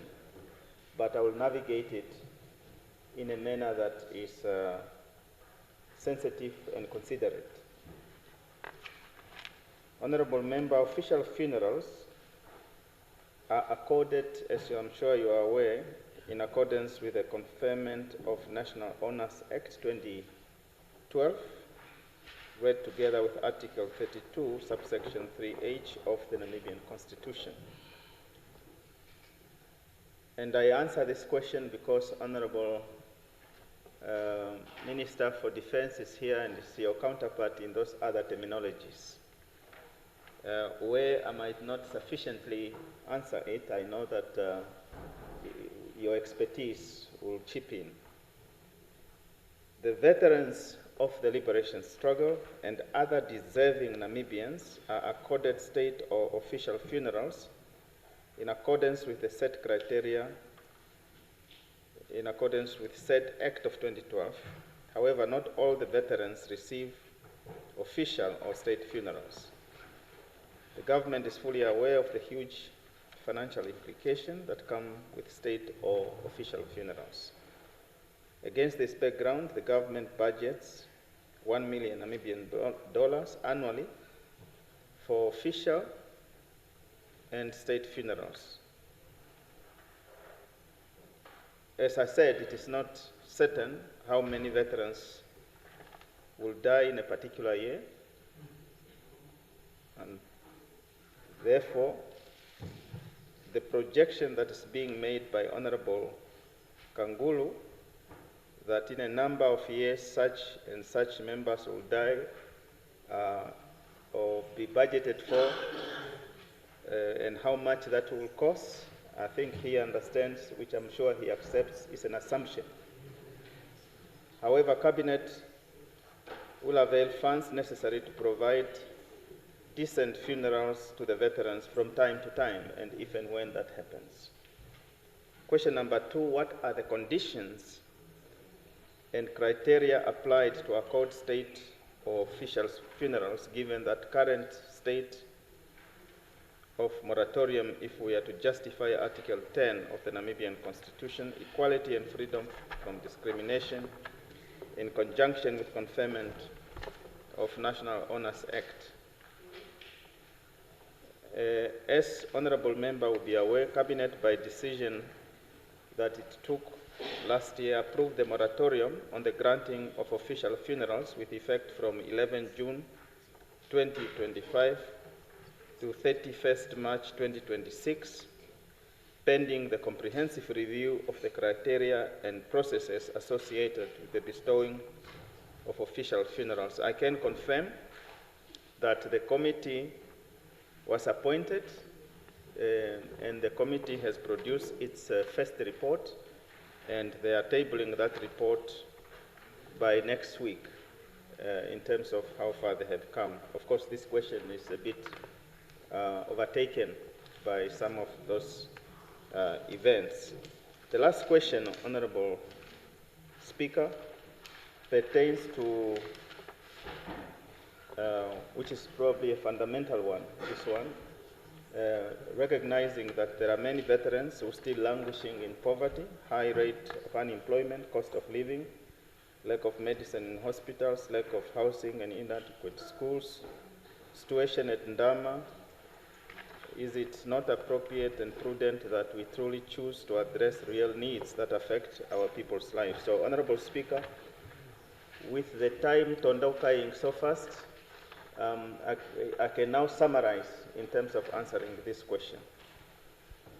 The Ministry of Defence and Veterans Affairs provides support to veterans of the liberation struggle, as the Honourable Member is aware, and there are specific figures that the Honourable Member, I'm sure, is aware, includes monthly grants ranging between 2,000 to 6,000, medical assistance as well as housing provision. The veterans also receive a once-off 180,000 grants. Yes, the government acknowledges that due to financial constraints, we will not be able to provide all these benefits at once, but these services are provided to the veterans where the resources allow. And Honourable Speaker, because as we say, this question is overtaken by some events with specific reference in the question to Ndama, through the line ministry, our capable Dr. Honorable Sanet Stienkam, Ndama is now in the process of having a full-fledged school there, and they are in the process very soon. Hopefully the Honorable Member will be invited to the inauguration of a new school. And Honorable Member, Honorable Speaker, Honorable Members in the August House, this issue as it pertains to the livelihood and the challenges faced by our veterans, I think that is one that we can not dispute, which we acknowledge and which we commit to say something must be done and will continue to be done to ensure that what we provide them is commensurate with the sacrifices made, as well as the dignity and humanity expected that we can extend to our veterans of the liberation struggle. So here, the views converge, and we agree entirely that we need to do more, and it is our obligation to do so. Honorable Speaker, with the conducting of time, I think I have done some minor justice. Thank you very much. Very good. Thank you very much. And now, with regards to the ruling on the question, the rule, that's the rule what? The rule on the question, that's rule, let's see here. It's rule 134, 4, provides that where a mover of a question is not available at the time that the question is called upon, the question can be reverted back to when all the questions are answered, in which case the question may then be answered, or in the absence of a member, a request can be made to defer the question to another date. So yes, there is a provision for deferment, but the rule says that where the member is not in attendance, that is done after the questions have been answered. But I can see now it's just 15 minutes to knock off time. I think with that we can agree, I can agree that the PM, the Right Honorable Prime Minister, can provide the answer, to defer. I think there was a proposal to defer. Was it to answer? To defer, ne? So it is proposed that the putting of the question is deferred. Yes. Okay. So that question is deferred, Right Honorable Prime Minister? Yes. Is that 158 though? Yes. Chinge, yeah, just a quick one on the lighter note, Honorable Speaker. Point of privilege? A point of privilege, Honorable Speaker. Honorable Speaker can't give the floor on a lighter note. On a lighter note, our young Honorable, our young Honorable MP Ampanda yesterday was speaking to the word of good faith. And this is why I ask that question, that if and when the Honorable Speaker is asking, did the Honorable Member, that is the mover, have they given somebody to come and table it in the absence of any evidence to such? It's good faith. It's good faith. It's good faith. Okay, so it means it's applicable in this case too. So, Honorable Speaker, that was just a lighter note. Yes, no, but it's an important one. Like I said, these are some of the questions that come to my mind when I read, because I see that apparently even to answer a question earlier than the date that it was to be answered, there has to be an agreement of a member who posed the question. I'm not able to understand the logic for that, but that's the rule. So we need to comply with the rule. And then the rule of anticipation that prevents a ministerial statement where there is a question. It doesn't really make any sense. So these are some of the things that we need to look at when we review the rules. And now we proceed to the next one. That is a 162 by Honorable Mongo to the Minister of Education. Is someone delegated to put the question? I move on behalf of Honorable Mongo, yes. Very good. Honorable Minister of Education. Second, honorable members, the question makes specific reference to the Education Development Fund, which at that time received an adverse audit opinion, and what the ministry is doing to correct it. So the audit highlight two reasons why we had an adverse audit opinion for the Education Development Fund. First was the financial reporting framework, because the fund did not have an acceptable financial reporting framework in place. That's the first one. Secondly, the fund income and expenditure. The fund had an approved 3-year budget plan from 2021 to 2023, which makes provision for an amount of 3 million per annum to cater for predetermined fund projects of activities. However, no expenses were reported for the year ended 2022, and consequently the fund was dormant in 2022. The ministry, the corrective measure, ministry has since adopted the International Public Sector Accounting Standards, and our staff members received training for the financial statements for the year ending March 2023 and March 2024 have then been prepared in line with the IPSAS framework. In terms of the reasons why there was a sharp decline, I wish to state that with our new grant policy, the ministry then, through the implementation of this school grant policy, transfer on an annual basis education grants to school. This grant, which is $300 per learner for primary, $400 per learner for secondary, and 5 times the amount for learners with special needs at resource schools. This grant covers the basic curriculum as well as individual learners' needs. An additional $15 is paid per learner to schools as seed funding to generate more funds to procure hygiene products for learners in needs.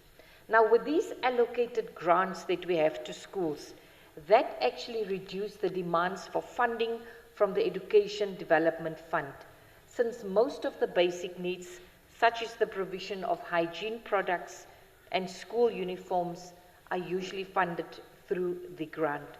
Only specialized needs, such as learners in need of wheelchairs or learners whose eyes need to be tested and spectacles that must be provided, these were funded from the Education Development Fund. There was a deep explanation on reduction in revenue, where we said that all the expenses that we had for the Education Development Fund were aligned with the fund's objectives, namely to support programs and initiatives that enhances access to quality education, but that also improve learning outcomes for Namibian learners. And in this regard, we have all the supporting documentation in place. In terms of the sustainability of the fund, Madam Speaker, I wish to state that the Ministry makes budgetary provision annually for transfer to the fund, and that we have also been reviewing the guidelines for the fund to set out clear areas of funding, taking into account those who are funded through the school grant. In terms of performance indicators and measuring these activities, this is being done as part of the annual plan of the Directorate's programs and quality assurance, as well as finance.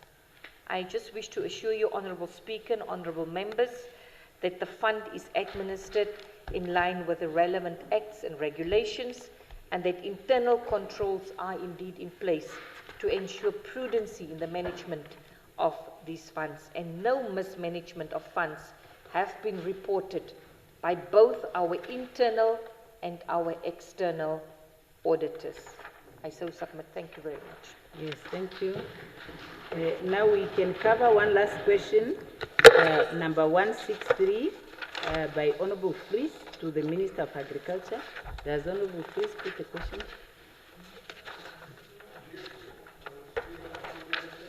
Yes, is the Deputy Minister delegated?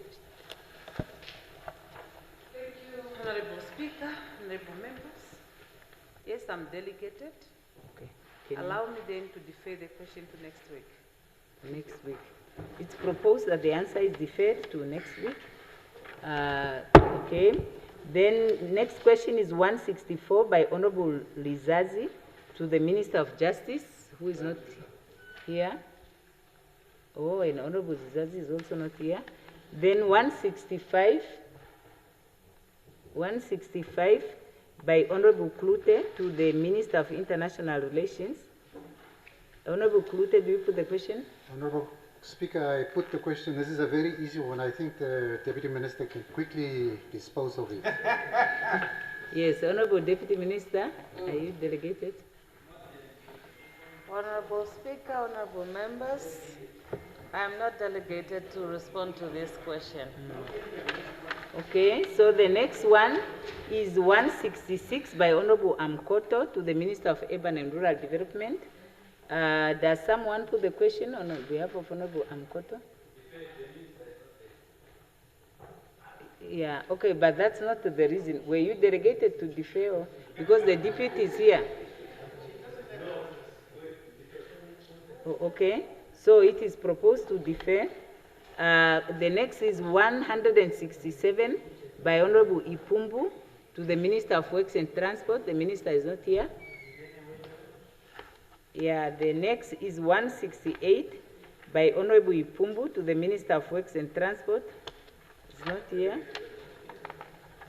The next is 169 by Honorable Ampanda to the Minister of Finance. They are both not here. The next is 170 by Honorable Ampanda to the Minister of Work and Transport. This is also very long, Honorable Ampanda. 8 questions covering actually 3 pages. Yeah. 170. Then 171 is by Honorable Thomas to the Minister of Education. Do you put the question, Honorable Thomas? Yes, Honorable Speaker, I so move. Okay, Honorable Minister of Education. Thank you very much, Honorable Speaker and Honorable Member. The question pertains specifically to the mandate, the performance, and the employment pathways of the National Youth Service. So the mandate of the National Youth Service is to recruit youth on a voluntary basis. And these youth come from diverse social and cultural backgrounds to promote unity and also equality, and also to provide further education and skills training to enhance their employability, but also to instill patriotism, discipline, civic responsibility, and commitment to national development, while contributing to Namibia's socio-economic development. Now let's look at this. Let's look at, is that taking place or not? And where do we fall short in our ministry or in the NYS? So, wait, no. Patriotism is something that's fostered by all of us. I think the Honourable Member will agree with me on that one. So, am I protected, Madam Speaker? Yes, please, you are protected. Thank you. Honourable Members, the service implements the mandate through 3 structured, interdependent phases. First one is a 6-month national service training that really focuses strictly on discipline, patriotism, and civic responsibility. The second is voluntary service deployment, should funds be available, and the regional councils and local authorities and the OMAs make also provision for that stipend. It's usually 3, 6, or 12 months voluntary service deployment in areas of national importance. And then number 3, we offer accredited technical vocational education and training TVET programs up to levels 4 and 5, registered with the National Training Authority and accredited by the Namibia Qualifications Authority. Then the question was, the Ministry must please clarify the reason why the 1st to 15th intakes have not been employed since 2008. And I think our Bishop is ready to hear that since 2008, 8,083 youths from all 14 regions and 121 constituencies have been trained. Of these 8,000, already 3,018 recruits and graduates have secured employment in the Namibian Defence Force, the Namibian Police Force, Namibian Correctional Service, and other government offices, ministries, and agencies. From the recently completed 16th intake, 600 recruits are currently undergoing recruitment processes. It was that time with the Namibian Defence Force.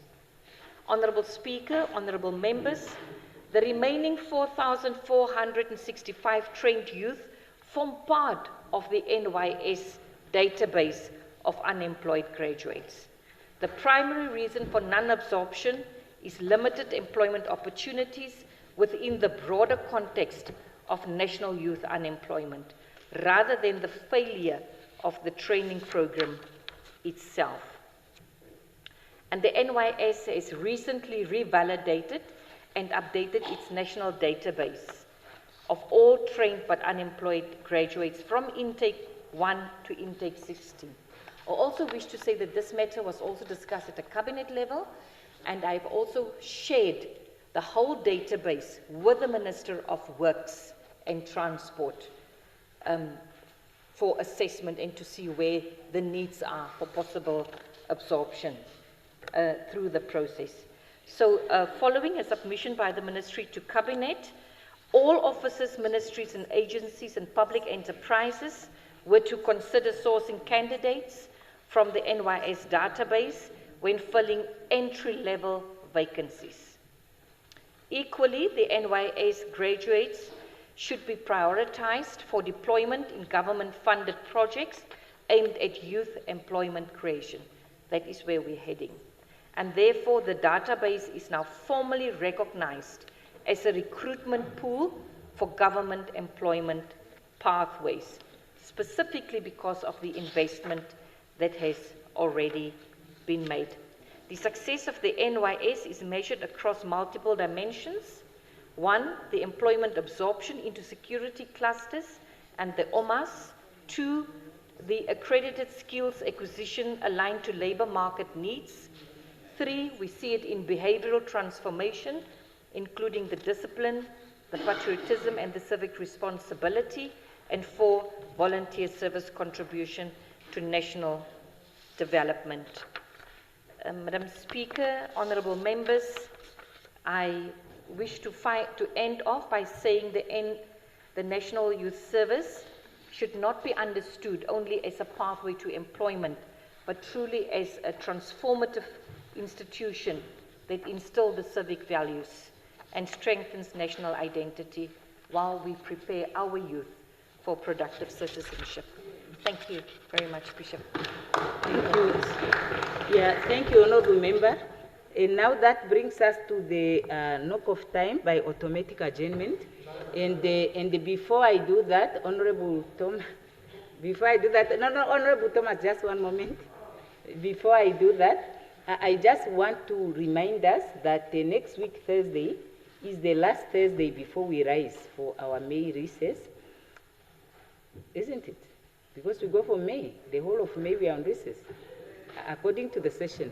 And now, I would like to request that the chief whips consult about the possibility, not about the possibility, consult to agree that on Thursday we suspend the routine business and we just go straight to the questions so that we can do justice. And then we try the honorable ministers, please let them try to be here. Let the honorable MPs who pose the questions also try to be here so that we can do justice. Because when we look at these questions, they come from September of last year. Really, it doesn't make any sense for us to ask questions if we cannot answer the questions. Yeah? Okay, now the last one, Honorable Thomas, because we are already over the time. What point do you want to raise on? Of the response. Of the response, yes. Please, all the responses must be made available for distribution, even if on Telegram or something. Okay, then we rise on automatic adjournment.